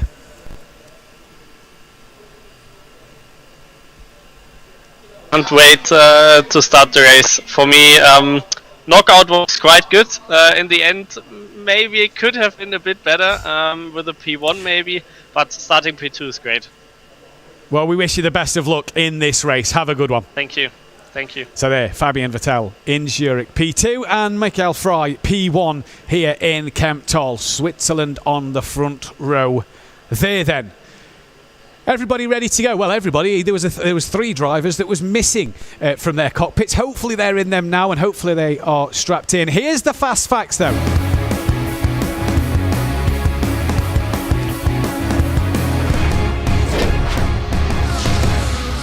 Circuit de Barcelona, Catalunya is what we have here. The pre-season test track for the Formula One. It's 4.675 kilometres, 9 left-handers, 7 to the right, and it is 695 metres from P1 to turn 1. It's Europe's busiest circuit, and we got a real feel of that in knockout. As we head then into the 2021 season, and it was this man, Javier Loro, that was your race winner. Not much of a reaction apart from a little weave across the line and continued down the start straight, but he was your race winner in the Challenger League last time around, last season. Turn 3, one of the corners to look out for. Easy to lose the rear end mid-corner through here. You've got to get a good run because you can make some overtakes into turn 4. You head down off the back straight, you get to the hairpin corner, and this is a real chance to send one up the inside and make a few places before the all-important chicane. Turns 14 in the rack corner. You've got to get that right, because if you mess up... Yeah, it will be quite difficult, because the second row will have the slipstream. So we have to make kind of a wall, P1 and P2, to manage to stay in front, and then we just have to try to go our pace. And if we manage to do this, I think the win, or at least the podium, should be in there. So and the fun facts for you then here. I found the optimum. A 7-time and a 1-time world champion. Showing you the ideal racing line. Ketchup. No, I don't even like ketchup on my plates. So the corner's like this. That's the apex right there. If you go out quite wide here, then a V. Yeah, that's enough. Thank you very much. That's the optimum line. I fully understand that. That's great. Yeah. Enough I don't ketchup like for ketchup. Nico. I just want some mayonnaise. Have you tried it? No, some mayonnaise for Lewis. Try that. Look, how is that for an ideal line right there? Huh? That's turn 4. That's if I make a braking mistake. You always make braking mistakes. No, I don't always make them, but that's what happens when I do. I tried your tyres, man. They're all flat spotted. And that then was your fast facts of Catalunya. And people say Lewis and Nico Rosberg didn't get along. There then is Fabian Vettel. And he's a man who's had many race starts in the real world, and he's now got his simulator start debut here at Racing Unleashed. And our expert, our track expert, Mr. JWW, he's finally in the cockpit. He is ready to go. And hopefully we see many an overtake from this man from the back of the grid later on in the race then, coming up in just a few moments time. And they are fully focused, fully ready and waiting to go in this race. There you see our Racing Lounge at the Zurich Airport.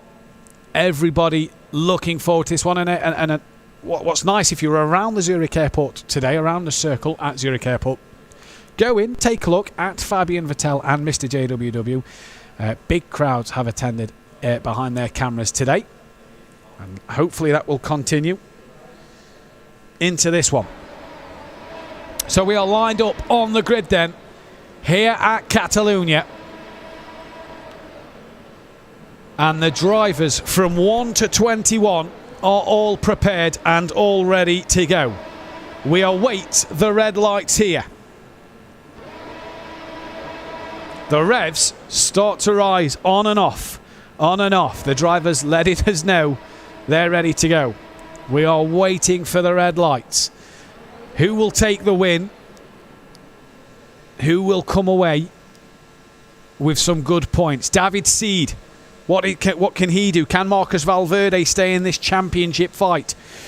Ciro Zambra, Sinan Urbas, what have they got to do between themselves? They've got a humongous task to get from where they are to get ahead of David Seed and close that gap in the championship. With Zurich Airport next time out in October and Imola in November, they need to close that gap to David Seed in this championship fight here in the Challenger League. As we await the red lights then at Catalonia, silence takes to the grid. The lights appear now, and it's a very long hold, I tell you. We're on though, the red lights.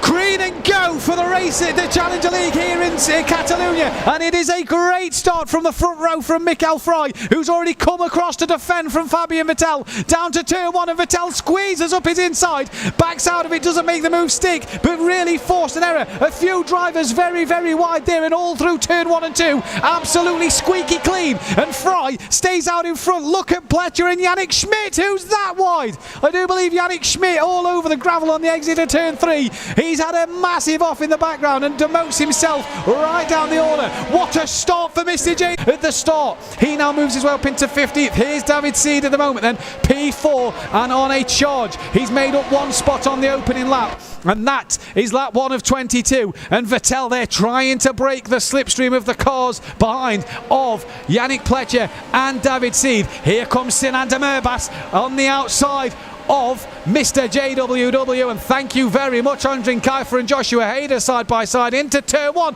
Oh, contact made, and Sinan Urbas will take every opportunity he gets given to him, and makes up 2 places here past Andrin Kaifer and Lorenzo Hyder. Mr. JWW made a place up there over Lorenzo Hyder as well. So Sinan Urbas now into 12th. Here is Ciro Zambra on the back of David Seed. He's got past Fabian Mayer. Crucial for this championship fight at the moment.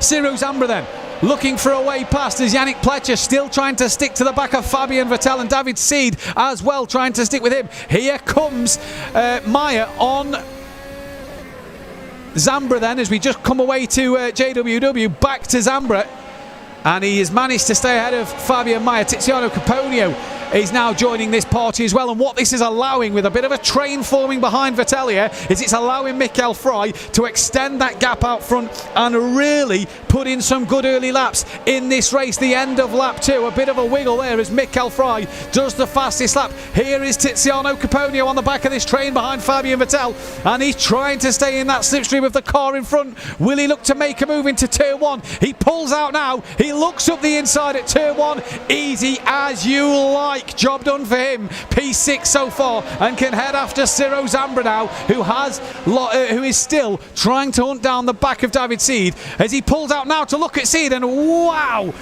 that was some big movements from Ciro Zambra's car there. He's done well not to lose that one, and back behind David Seed he goes, who is fully focused and knows that he's ahead of his championship rival. Sven Kustel down in P8 ahead of Marcus Valverde at the moment. Then, oh, what a shame, Mr. JWW has had to go to the pit lane. That is a shame for him, saying he's back out on track now, so hopefully all well. Kusnel there then ahead of Valverde. And Royce lurking in the background with Demerbas catching him. Demerbas now up to P11 ahead of Borjo Zaza and is on a flyer so far. David Seed, there is Yannick Pletcher and Fabian Vettel right in front of him. And a lot of curb there used by Yannick Pletcher.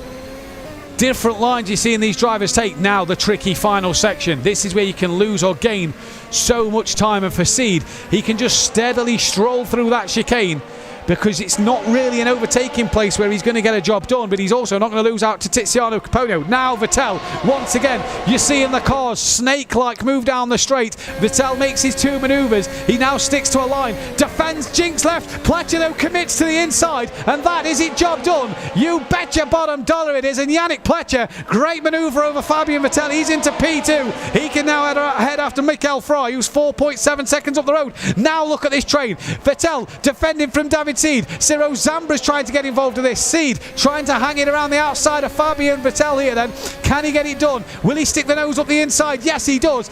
Brakes a little bit too late. Does that force Vettel even wider? No. Fabian tried to get the cut back underneath. Couldn't get it done there. And that is 2 places lost early doors here for Fabian Vettel. Ciro Zambra can now get on the back as Fabian Meyer has got past Tiziano Caponio in the background. Then Caponio gets back ahead of him. Where is Demerbas? He's up into 10th now. He's ahead of Royce. Here comes Ciro Zambra. Launches one up the inside. Vettel gives him plenty of respect there. And that is now P4 for Ciro Zambra. So Vettel losing a few spots on this lap. And now Ciro Zambra once again. Oh, hang on to it, Fabian. Hang on to it. As Tiziano Caponio now gains really onto the back of him.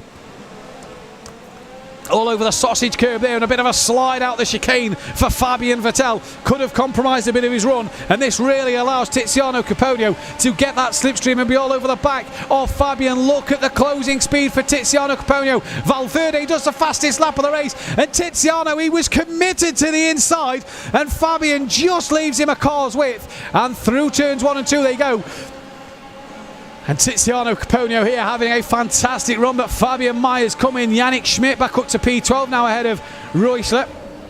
Valverde fastest lap as he's got past Kushnel for P8. He's now going to head after these two.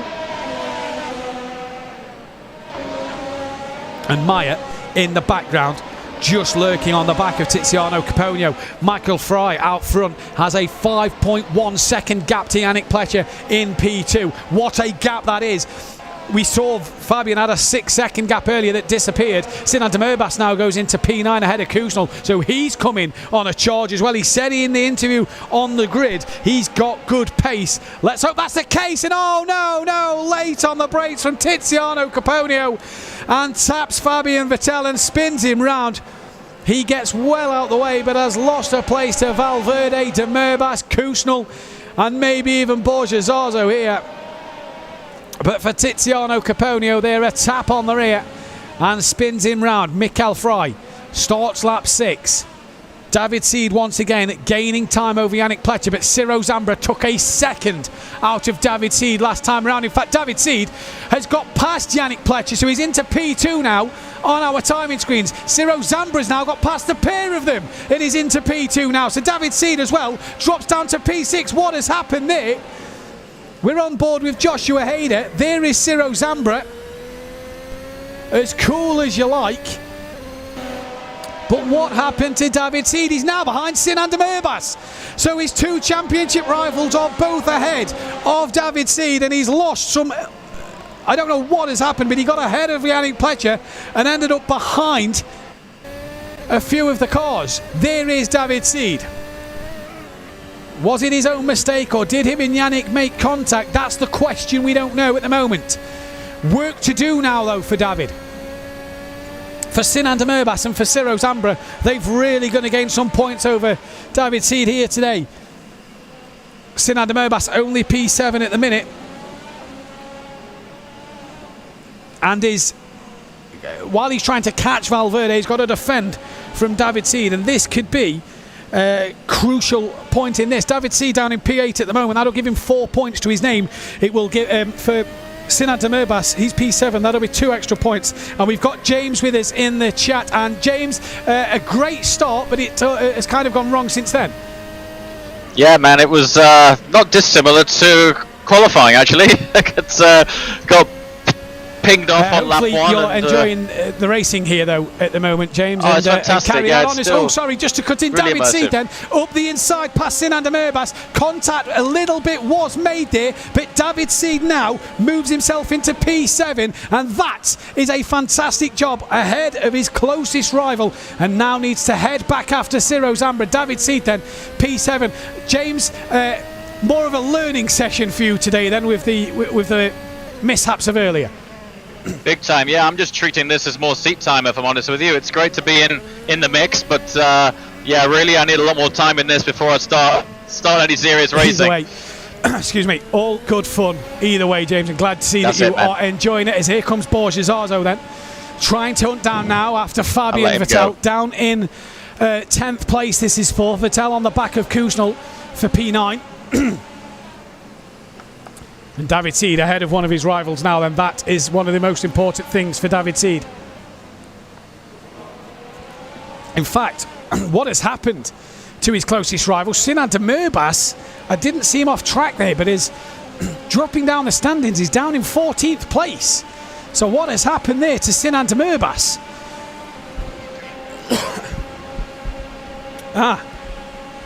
So de Merbas then dropping down the standings. Not good for him.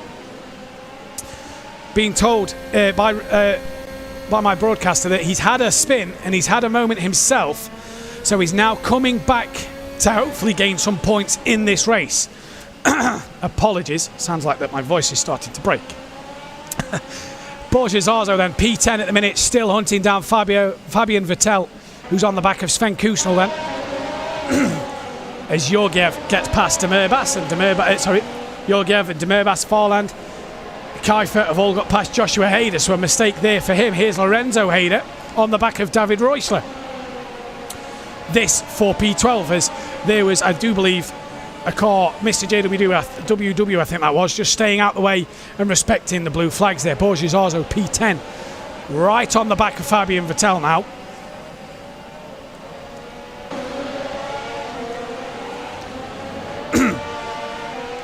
As here is Lorenzo Hader. Oh, just hitting that sausage curb a little too hard from himself there, and that just compromises his run a little bit down the start straight and towards turn one. David Seed, fastest lap of the race, a 1:22.058.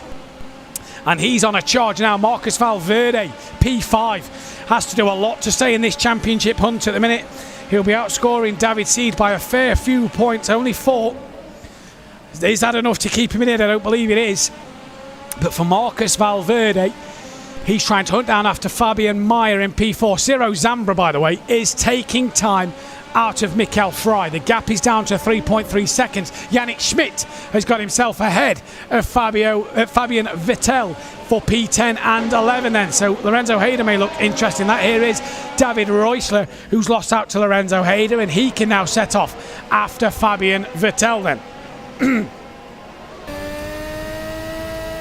On the back of Lorenzo Hader, you see there is David Reusler in the background. And there's Vettel on the back of Yannick Schmidt, who had that earlier spin at turn 3, if you will remember, on lap 1, and is now trying to come back through. Here is Fabian on board with him. Bit of a wiggle through there, careful Fabian, keep it under control, nice and easy. He goes through the chicane and down towards the start straight. He comes once again, fastest lap, another one. David Seed on a real charge at the minute. Yannick Pletcher moves up to, Marcus Valverde has got ahead of Fabian Meyer. That's for P4 and 5. So some more points in the bag for Marcus Valverde there to try and keep him in this championship hunt. Fabian Vettel then P11 at the minute. Here is Valverde. Now needs to set after Yannick Pletcher. Oh, Fabian Meyer. Huge incident there. He's gone round, and Tiziano Caponio and David Seed have both got through. And for Fabian Meyer, he's losing a lot of places here. He's down to 13th, and he's now behind Reusler, Hader. Can he get on before Georgiev gets to him? I believe he has, and has rejoined, but we just changed to Fabian Mayer there, and a huge spin. He collected another car. I believe that was David Seed, but David Seed has managed to carry on his way. David Seed now up into P6, so every time Valverde seems to make a place, David Seed gets one back. Fabian Mayer back ahead of Georgiev then. Now he's back up to racing speed.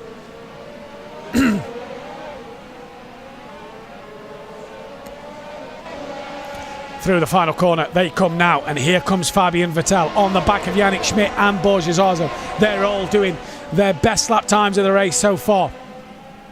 Here comes Lorenzo Hayder trying to gain on Fabian, and I believe we are joined by Fabian now, and we'll just let him get through these tricky set of corners. And Fabian, it was a good start to the race, but you're kind of struggling in this middle part.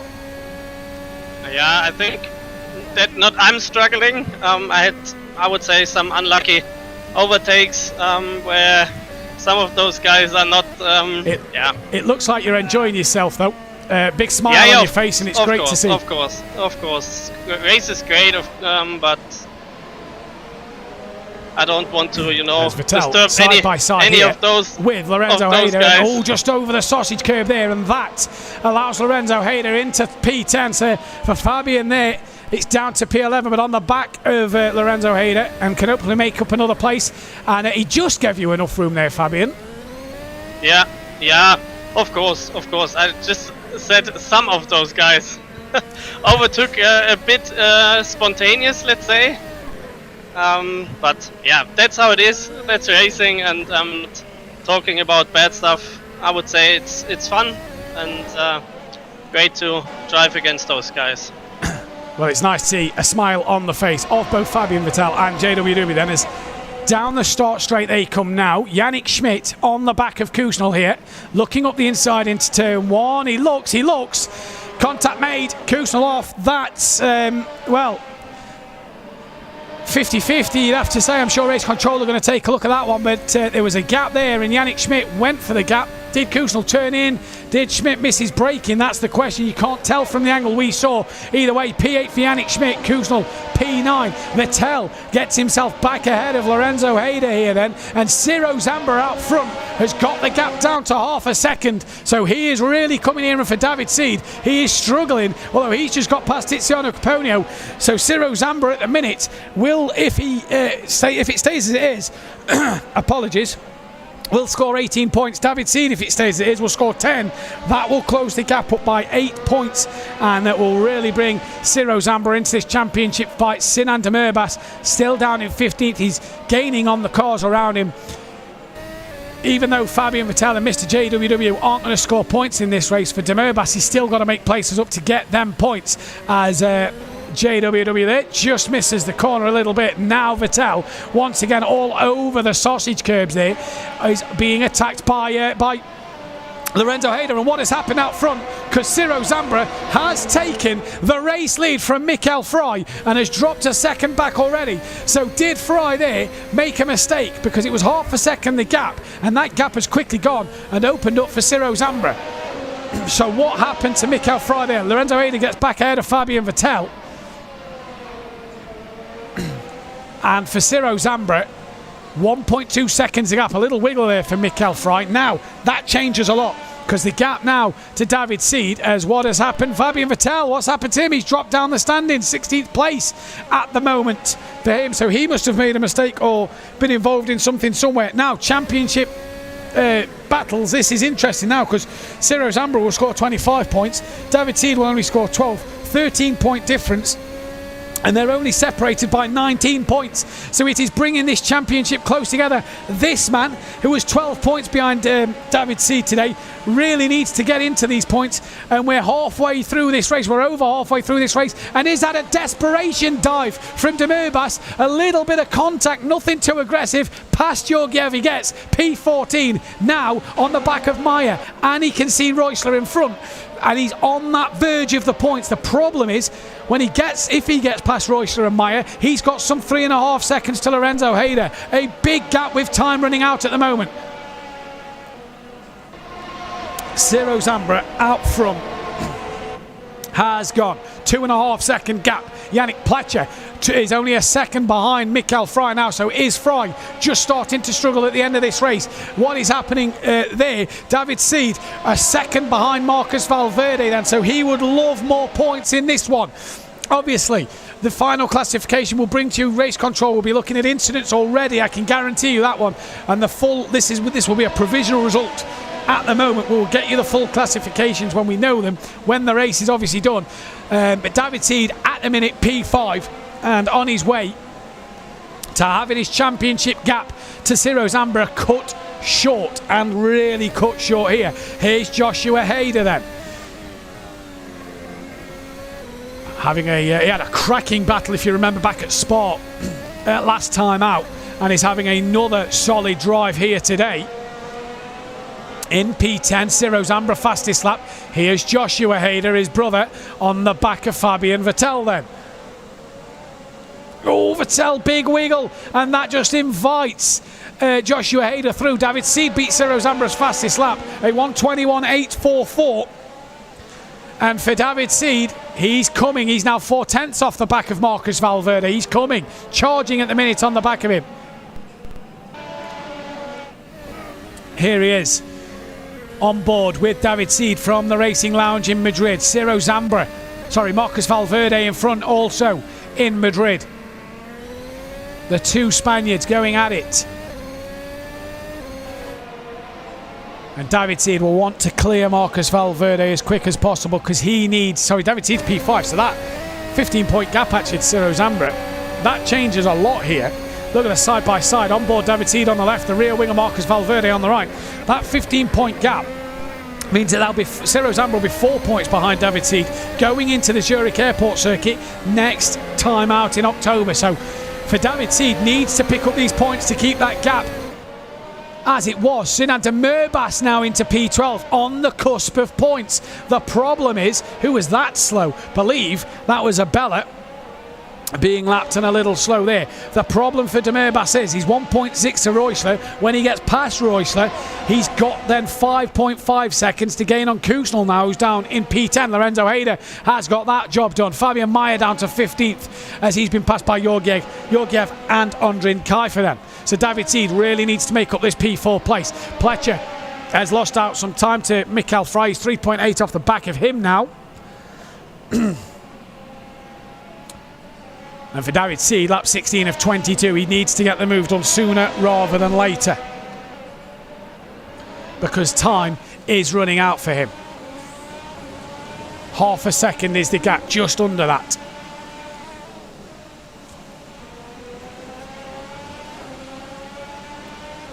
Sinan de Merbas within half a second of Reusler now, so he's trying to make up some time. I wonder if Kusnel's had a problem, because he's now 4.5 ahead of Reusler, so a bit closer to de Merbas.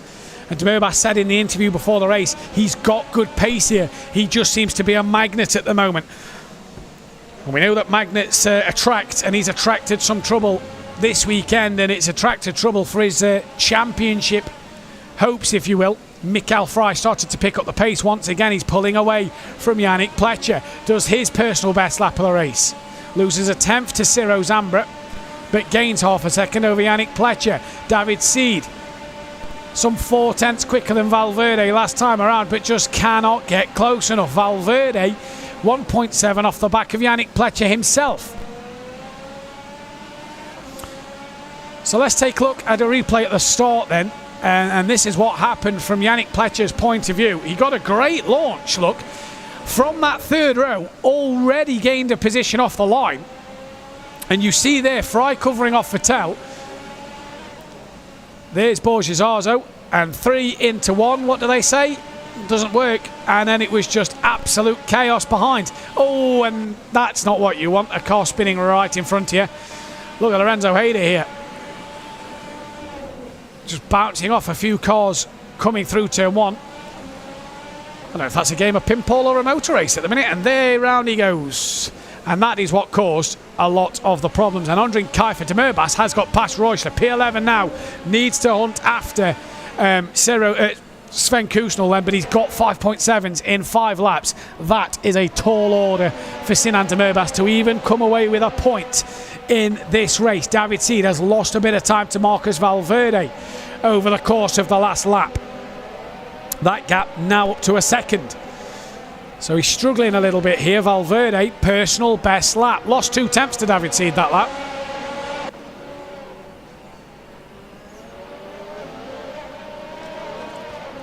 Yannick Schmidt pumping in his fastest lap of the race as well. So we start lap 18 and it's Ciro Zambra from Mikel Frey from Yannick Pletcher. That is your current top 3. But Marcus Valverde is within a second of Yannick Pletcher coming for a podium. And he's making a late charge here. Valentin Georgiev looking for a move on Reusler into turn 1. Just outbraked himself a little bit there. You saw the car have a wiggle. That then invites Andrin Kiefer and Fabian Mayer into play here. A good little battle between this mid-pack outside the points of the minute. Sinan de Merbas 5.6. He's not really gaining on Sven Kuznel at all here, and this is really hurting his championship. David Seed now 1.2 seconds ahead of Valverde, and Valverde within 9/10 of a second to Yannick Pletcher.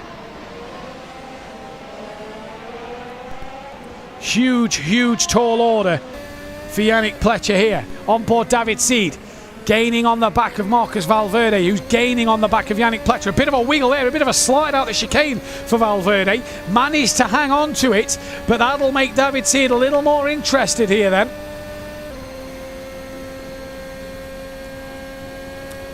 Lap 19 of 22. And Yannick Pletcher very wide through turn 1, and look at the momentum he's lost. Georgiev loses 2 places to Kiefer and Mayer then, so that's 2 places gained. But Yannick Pletcher here just starting to struggle late on in this race.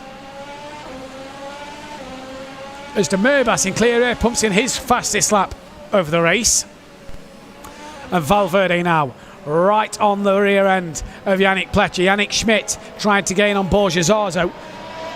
David Seed back within half a second of Valverde. Valverde within half a second of Pletcher. Pletcher trying to hang on to it at the minute. Lap 19 of 22, and this could play massive into the hands of Ciro Zambra if things are to go wrong for David Seed here. We're on with Yannick Schmidt though. There is David Seed, and now Valverde looks to attack the back of Yannick Pletcher. Into the final sector they come. And Valverde here, patience is the key at this last part because it's not really a place to overtake. Oh, a big wiggle from Pletcher. Valverde just gets his run compromised by tapping the rear and has a mid-corner snap. And this then could make David Seed with a double slipstream down the start straight. He's already pulled out on Valverde. Yannick Pletcher comes back to the left. David Seed, he's going to squeeze through the middle. And what a move this is from the Spaniard. Can he hold it? On the outside of 1, inside for 2, bounces off the curb and pushes Valverde into the gravel. And back comes Yannick Pletcher. What an absolute masterclass from him. Gifted the place to Seed and Valverde and then played it like an absolute beauty back into P3. Now Valverde's coming back at David Seed over the inside into turn 5. Thank you very much, he says, but David Seed tries to hang it in there. No, he can't. And Valverde back into P4. Whereas we were, ladies and gentlemen, into the middle sector we go now. Lap 20 of 22. And what a moment that was for David Seed. Through the middle, he squeezed his way through there. Valverde wide, back straight. Yannick Pletcher just seems to be all over the place at the moment. Into the hairpin. And we can take a moment to breathe, relax, calm down in this final sector, because we're going to go again in a couple of corners time. You can bet your money on that one. Back to Tiziano Caponio then, who he feels, hey, I want a piece of this action. It's now a 4-way battle between these boys, and what a drive this is. Yannick Pletcher from Valverde, from David Seed, from Caponio, all coming down the start straight now. We go again, and once more, down the start straight we go. Fabian Mayer's got past Andrin Kiefer. Pletcher is too far ahead for Valverde to attack, who's too far ahead of David Seed, who's too far ahead of this man. So we can breathe. Lap 21 of 22. Next time round will be the last lap, and I'm sure David Seed's going to want to make a place or 2 up on that one. Interesting to see the different lines here at Catalunya through turn 3. De Merbas has gained half his time to Kuznel, but it's going to take a mistake from Kuznel and these 2 laps for De Merbas to get a position and a point, you have to say. Looking back from Valverde now, though, to this man, David Seed, P5. He's going to lose some big points here. He'll want to stay ahead of Tiziano Caponio, though. And Valverde, a late lunge. Did he make contact? No. All through safely. But a late lunge from Valverde there, and they all manage to get it stopped and turned in. Clean as a whistle. And Yannick Pletcher is somehow holding on to this third place and the final podium spot. But we're on the final lap. And for Yannick Pletcher, how good is your defensive drive here, sir? He's already committed to the inside. He's bringing everybody along with him. Comes to the back, to the outside, now into the middle, now back to the outside. And is he going to defend it from Valverde? Believe he does. Valverde doesn't get through there. And David Seed now watching this battle on, trying to think about it and use his head. Interesting lines through three. Valverde gains a little bit on Pletcher, who loses time to Seed, who's losing time to Caponio. They are so close, it's unbelievable. And as we come now, Valverde, a last-minute dive once again, manages to not make contact with Pletcher. And Valverde just getting a little desperate here now, could open the door to David Seed. All this for the final podium spot then. Pletcher, Valverde, Seed, Caponio. Oh, Tiziano a little wide through there, manages to keep it all together. Now Valverde, late lunge again. No contact made, and is that job done? I think it is. He forces Yannick Pletcher wide. David Seed can't come through, and what a move from Marcus Valverde up onto the podium. And Ciro Zambra then, what a drive from him. He takes the race win. He can't believe it there. Michael Fry is going to cross the line for P2. Great result for him. And Yannick Pletcher at the very end has lost out to Valverde, who will take third place, but finishes ahead of David Seed and ahead of Tiziano Caponio then, who come across the line P5 and 6. What a drive from them. Borges Arzo 7th, Yannick Schmidt in 8th. Lorenzo Haider got 9th in the end. Puff out of the cheeks there for Marcus Valverde. What a job, young man, that was. That was something special from you there at the very end. Probably cannot believe that he managed to pull that one off. Lorenzo Haider, P9, Sven Kušnal 10th, Sinander Merbas, no points in P11. David Reusler, 12th, Fabian Meyer, 30th. Joshua Haider crossed the line in 14th place. With Fabian Vettel crossing the line P15. Sorry, Valentin Georgiev, 16th, sorry. Andre Kiefer, 15th. Fabian Vettel crossed the line 17th place. And there, in our racing lounge in Kemptol, and there are high fives all around in Zurich. Ciro Zambra, your race winner then. And I tell you what, if that top 5 stays as it was, he closes the gap to 4 points by my calculations. David Seed only gained 10, so that puts him on 117. And Ciro Zambra gained 25, which puts him on 113. 4 points in it going into the Zurich Airport circuit next month in October. And for Ciro Zambra, I don't think he can quite believe he's won that race. And he did that from P10 on the grid. And what a drive. We are going to get the classification of the podium, and we'll bring that to you momentarily. But what scenes that must have been there in Zurich. Yannick Pletcher, you have to feel for him. He did all the hard work until that last lap. But what a move from Marcus Valverde. Late lunge up the inside. And that was fantastic there in Munich. No driver on the podium for them today, unfortunately for them. But they'll get to go again tomorrow, as will all our other racing lounges.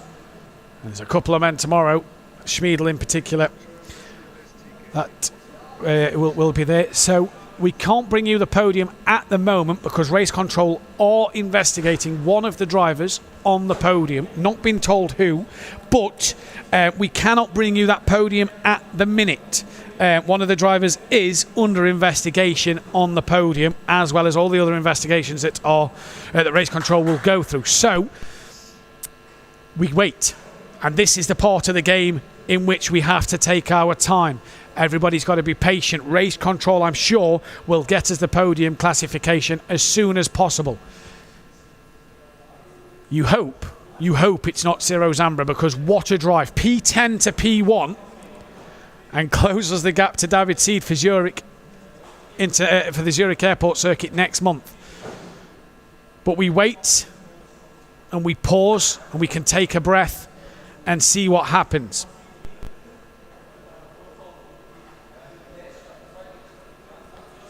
There's everybody at Zurich, just having a moment, having a breather,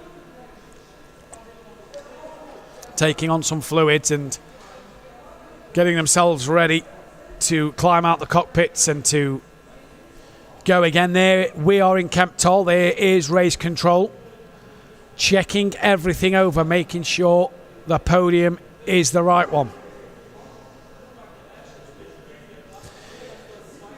How's your nerve if you're one of them three drivers on the podium and it's you that, and you've been told you're under investigation? How's your nerve going into this one? I imagine we've still got Valverde, Michael Frey and Ciro Zambra in the car. And we're joined by Fabian Vettel now.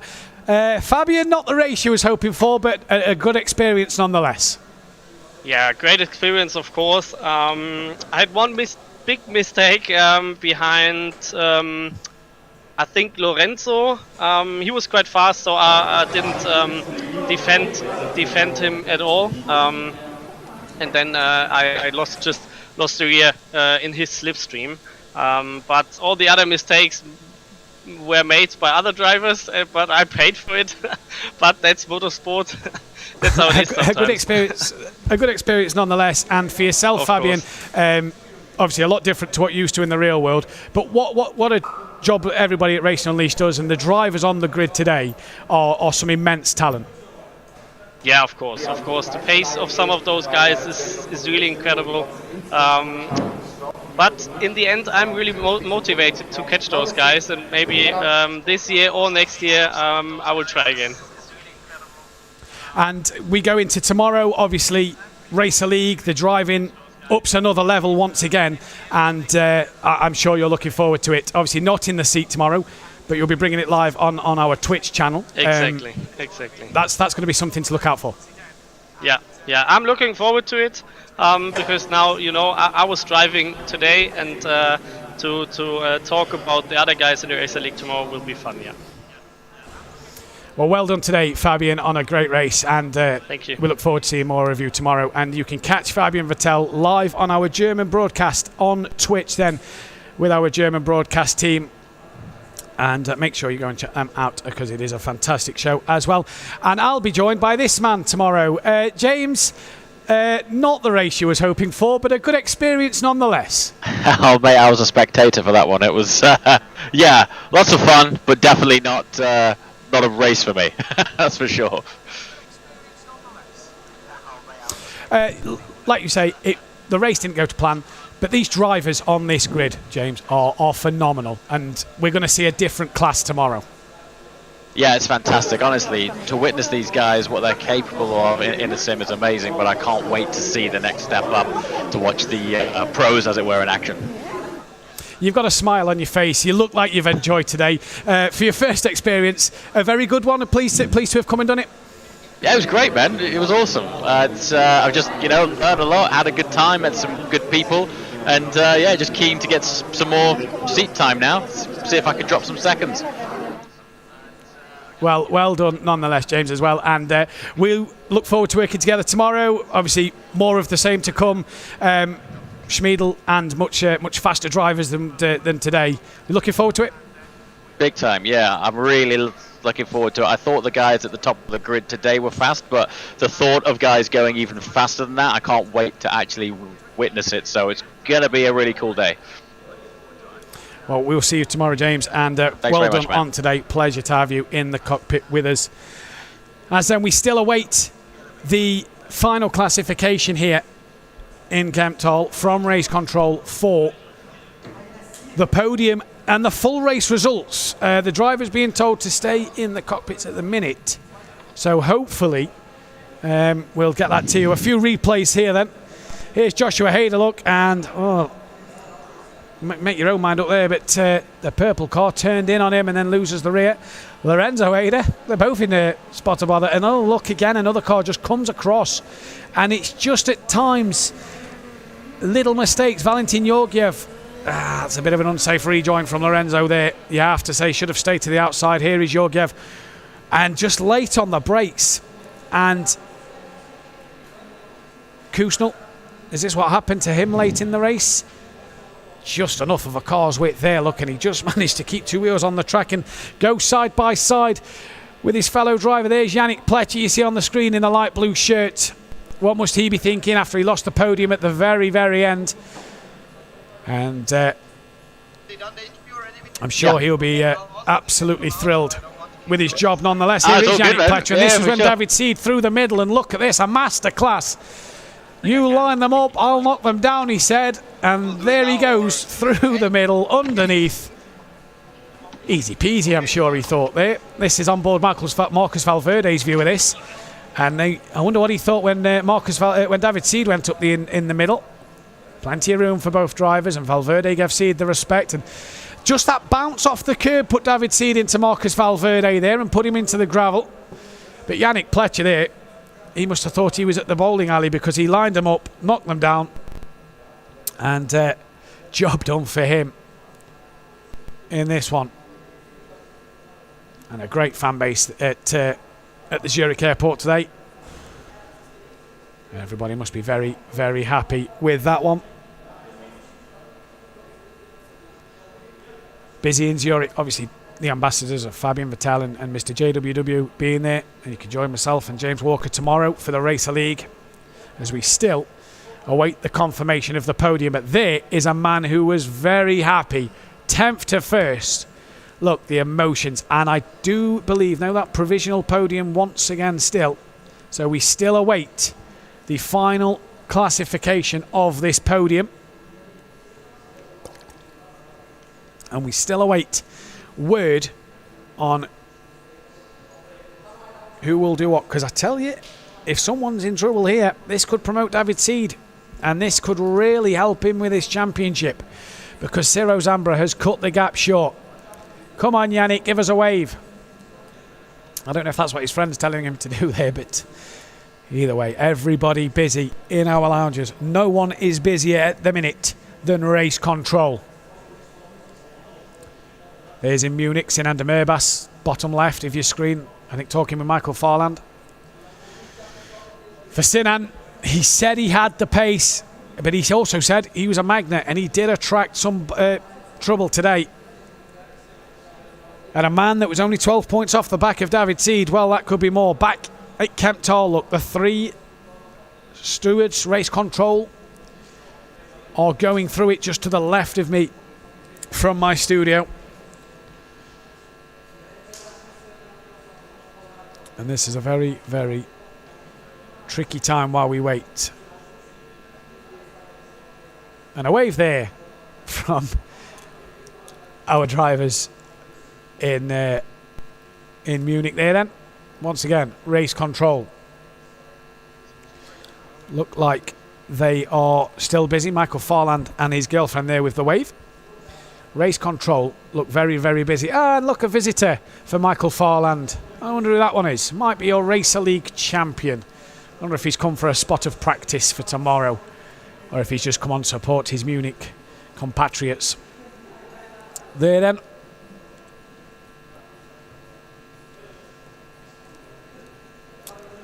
Handshakes all around at the lockers for de Merbas and our other drivers here in Zurich there. There's Yannick Pletcher. We pan across, look at the support for today. A few drivers ready for tomorrow. getting ready for their race. There's Holstein, ready for tomorrow. He was in the Zurich lounge yesterday. Got to see him testing and practicing. Very, very quick. The CMO there of Racing Unleashed as well as a lot of fans and spectators to come and watch Yannick Pletcher and his boys as they await, because Yannick Pletcher could be on the podium here. We just do not know. And I could just see to the left of me for Paul McElfry, he's still sat in the cockpit. He's still waiting to be told if he's on the podium or he's still sat there waiting and is eager to find out whether he's got that podium or not. Now, of course, could take the race win if it's a penalty for Zero Zambra, so could be a race win here in Kemptol for McElfry. We don't know. There he is. His bottle of water, chatting away. And he just does not know what position he is. I mean, surely there's no penalty. He was P1 for a while. There we go. The fancy phones with screen. The screens for Marcus Valverde. It says on the left-hand side. And another name on the right. He's got a smile. He must be another man who's eagerly anticipating, waiting to find out what's happening. Because he as well could be in, of losing that podium back to Yannick Pletcher, or could be gaining some places. He is your race winner provisionally. How's he feeling? He had some emotions to start with. We don't know ourselves. All we get told is the podium is under investigation, so we don't know if it's a switch around for P1, P2 or what. But what we do know is it is under investigation.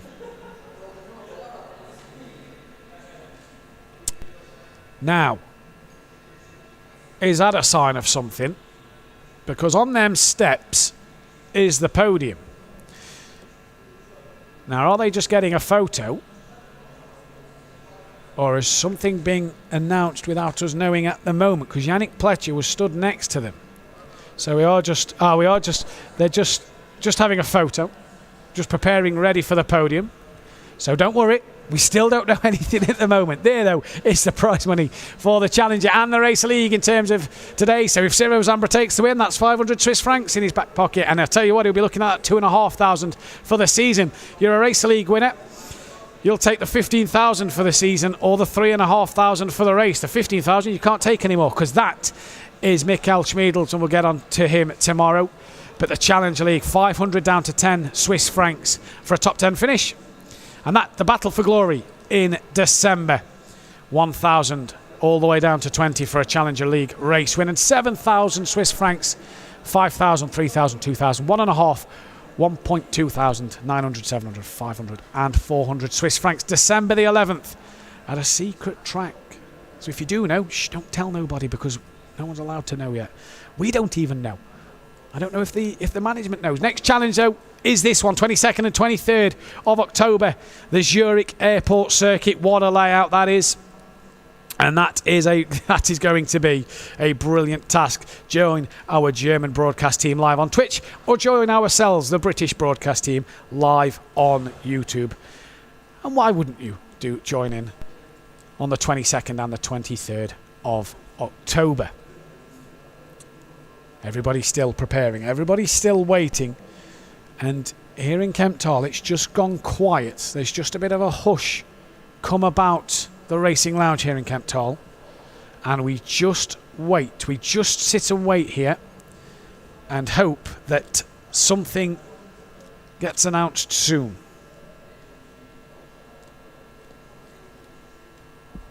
What a race, though. What a race we had today. Zero Zambra 10th to 1st. David Seed, Yannick Pletcher, Tiziano Caponio and Marcus Valverde all having a great battle at the very end. There you see Tiziano Caponio at the bottom left of your screen with Race Control doing everything they can.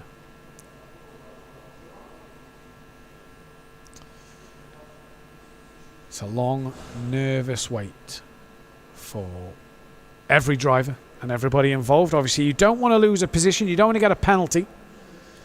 You want to make sure everything's been above board. There we see Michael Farland and Sinander Merbas. Sinander Merbas sat down. Farland stood next to the simulator, and very, very special guest Mikkel Schmiedel there as well. And I've just noticed they're on the screen. Gives a wave, boys. Let's have a wave. Nah. Sinander Merbas probably not the happiest man at the moment. Race control are still checking everything over.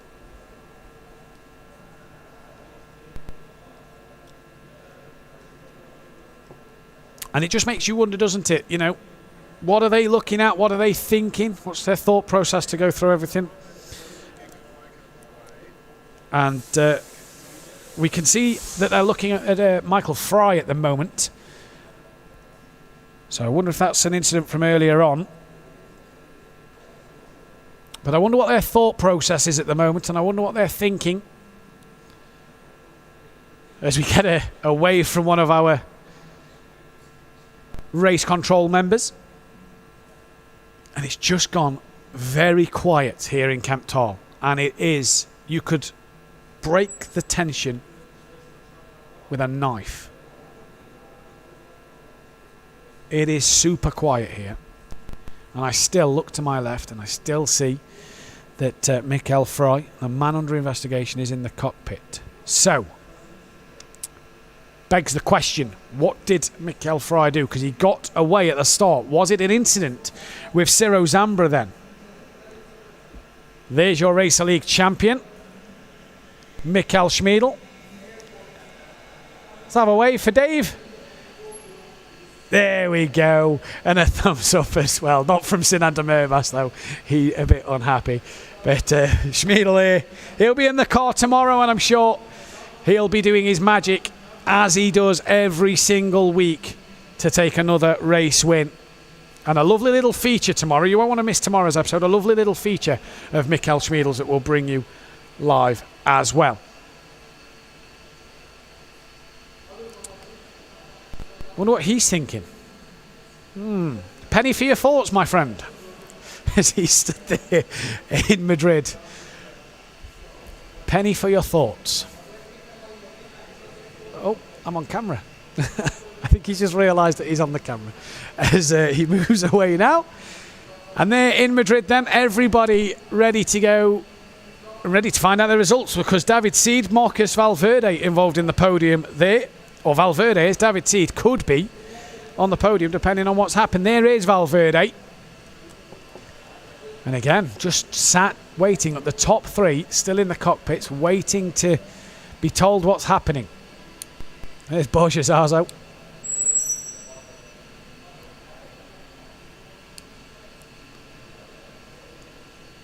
Well, I wonder what you must be thinking if you're one of these three drivers sat in the cockpit, especially as we now know it's Mikkel Fry they're looking at. I wonder what he's thinking at the moment. If he knows, what must be going through his mind? Great race, although he lost the lead, a fantastic race for himself to get second place, and now under investigation. It's not the place you want to be in. So does that demote him to third? Does it take him off the podium? We'll wait and see. Either way, they're still investigating, and that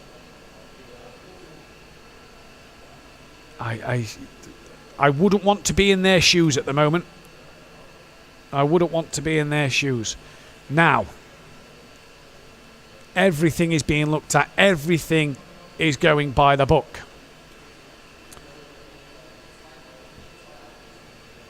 Yannick Pletcher just hovering around as well. Could he be in for a podium if the penalty is big enough? Could he be in for a cheeky podium at the very end, promoting Valverde and himself? That's the biggest question. I think we are good to go. The podium has been confirmed. Just waiting to hear or see who it is. But it is now locked in that the podium has been confirmed. So the top three are confirmed. We are just waiting to find out in what order that top three is, what the penalty was. We're getting that to you as soon as possible.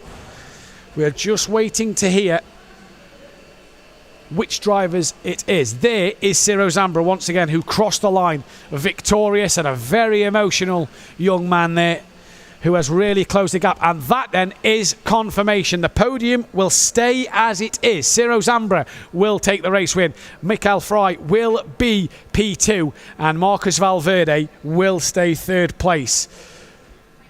So for Ciro Zambra, a race win and a fantastic job from him. And I believe now we can speak to Marcus Valverde. Marcus, can you hear us? Yeah. Great job today, my friend. That was a fantastic drive and a good battle at the end. Yeah, first of all, I want to dedicate this podium to Thea, who is watching from Norway. And yeah, I think it was probably the best race ever I had, because I start P14 with no hope of overtake. And in terms of pace, I think I was great today. I had great battles with David and with Ciro, but yeah, I'm very happy with my result. Talk us through that move on the very last lap, or penultimate lap. Very late lunge into the hairpin, and you made it work. You had a look a few times, but couldn't get it done. This one worked, though. Yeah, I tried to get closer and closer, but in turn 9 it was hard to keep myself behind the other car with the dirty air, so I couldn't get closer. But this time I said this last lap is nowhere or this is not going to happen. So yeah, I had to try, and it went fine. So. Well, a fantastic result for yourself, and I'm sure you'll be over the moon to be on the podium today, Marcus. Congratulations, well done. Thank you. Marcus Valverde there, P3 in the race, and you just see at that simulator there, and I believe we're going to get Michael Frey in for a chat now. I believe he's with us now, and Michael, you said in the pole sitter interview you was happy with a podium. You got that. Yeah, I mean, it was quite hard. I could have done a bit better, but I'm quite happy with my second place. I mean, Ciro was on fire today. His pace was extremely fast, and so I hadn't the chance to fight against him. So I thought, okay, I let him go so I can go my pace again, and yeah, it worked out. It worked out, like you say. Was it a bit nervous at the end there? Talk us through why you was under investigation. Do you know why? Ciro was under investigation, or what? Oh, Ciro was under investigation. Oh, right. No, we've been told you was under investigation. Okay. Yeah, that could be. We had a fight together, and into turn 1, I pushed him a little bit wide, but everything was fair. And then I almost lost the rear just because of the dirty air, but nothing really bad. So.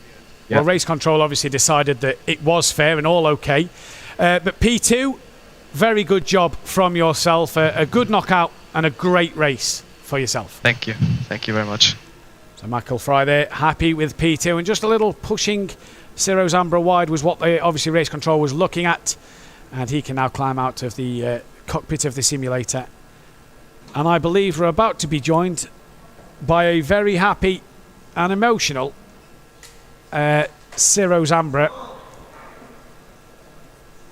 who I think has just joined us now. And Ciro, that was fantastic. Yes, I'm really happy after that race, definitely. Talk us through it, because 10th on the grid, I bet you didn't think a win was possible. Yes, I didn't think that, especially on Barcelona. It's very hard to overtake, but I had the luck and I gave it my best and I won the race. One of the big things for you today, Ciro, is you've closed that championship gap at the moment to 4 points with 2 races left. Surely it's championship is on. Yeah, I think maybe I can get the championship. I will just give my best in the last 2 races and we'll see what the end result will be. Talk us through the move you made on Michael Frey, because we've just heard that he pushed you out wide a little bit. Talk us through it from your side. From my side, it was a good battle into turn 1. I was on the outside, carried more speed into the corner, and then I got the position down, and I think it was all fair in that battle. Well, well done today on the win. Fantastic drive from yourself. Go and get yourself a nice bottle of water and relax.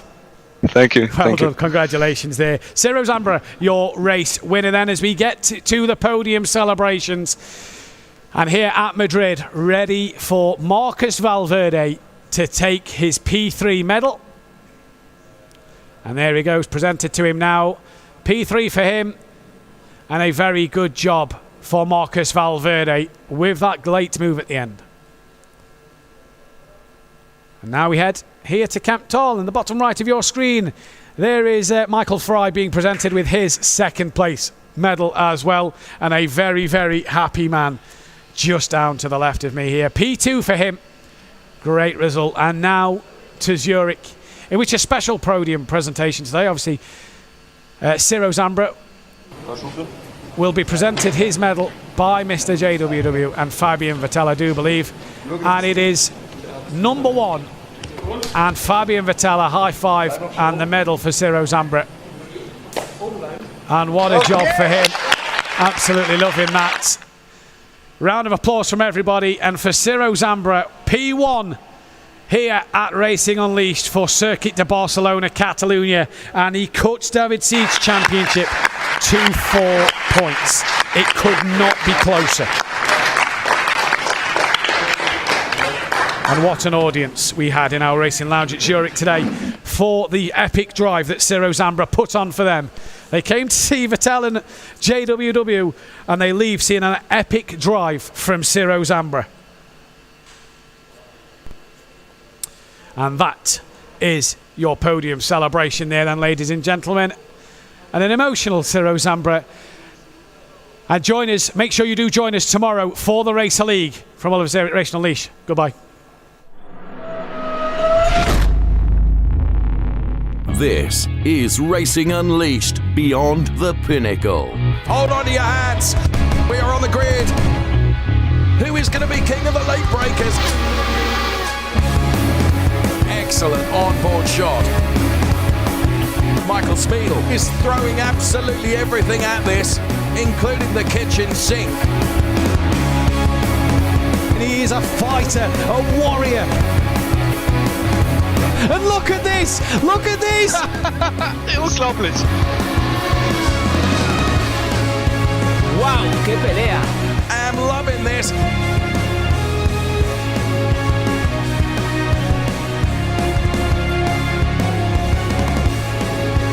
Take your hat off and give him a bow. He's already in the lead, and now he can sail off into the sunset. This is Racing Unleashed.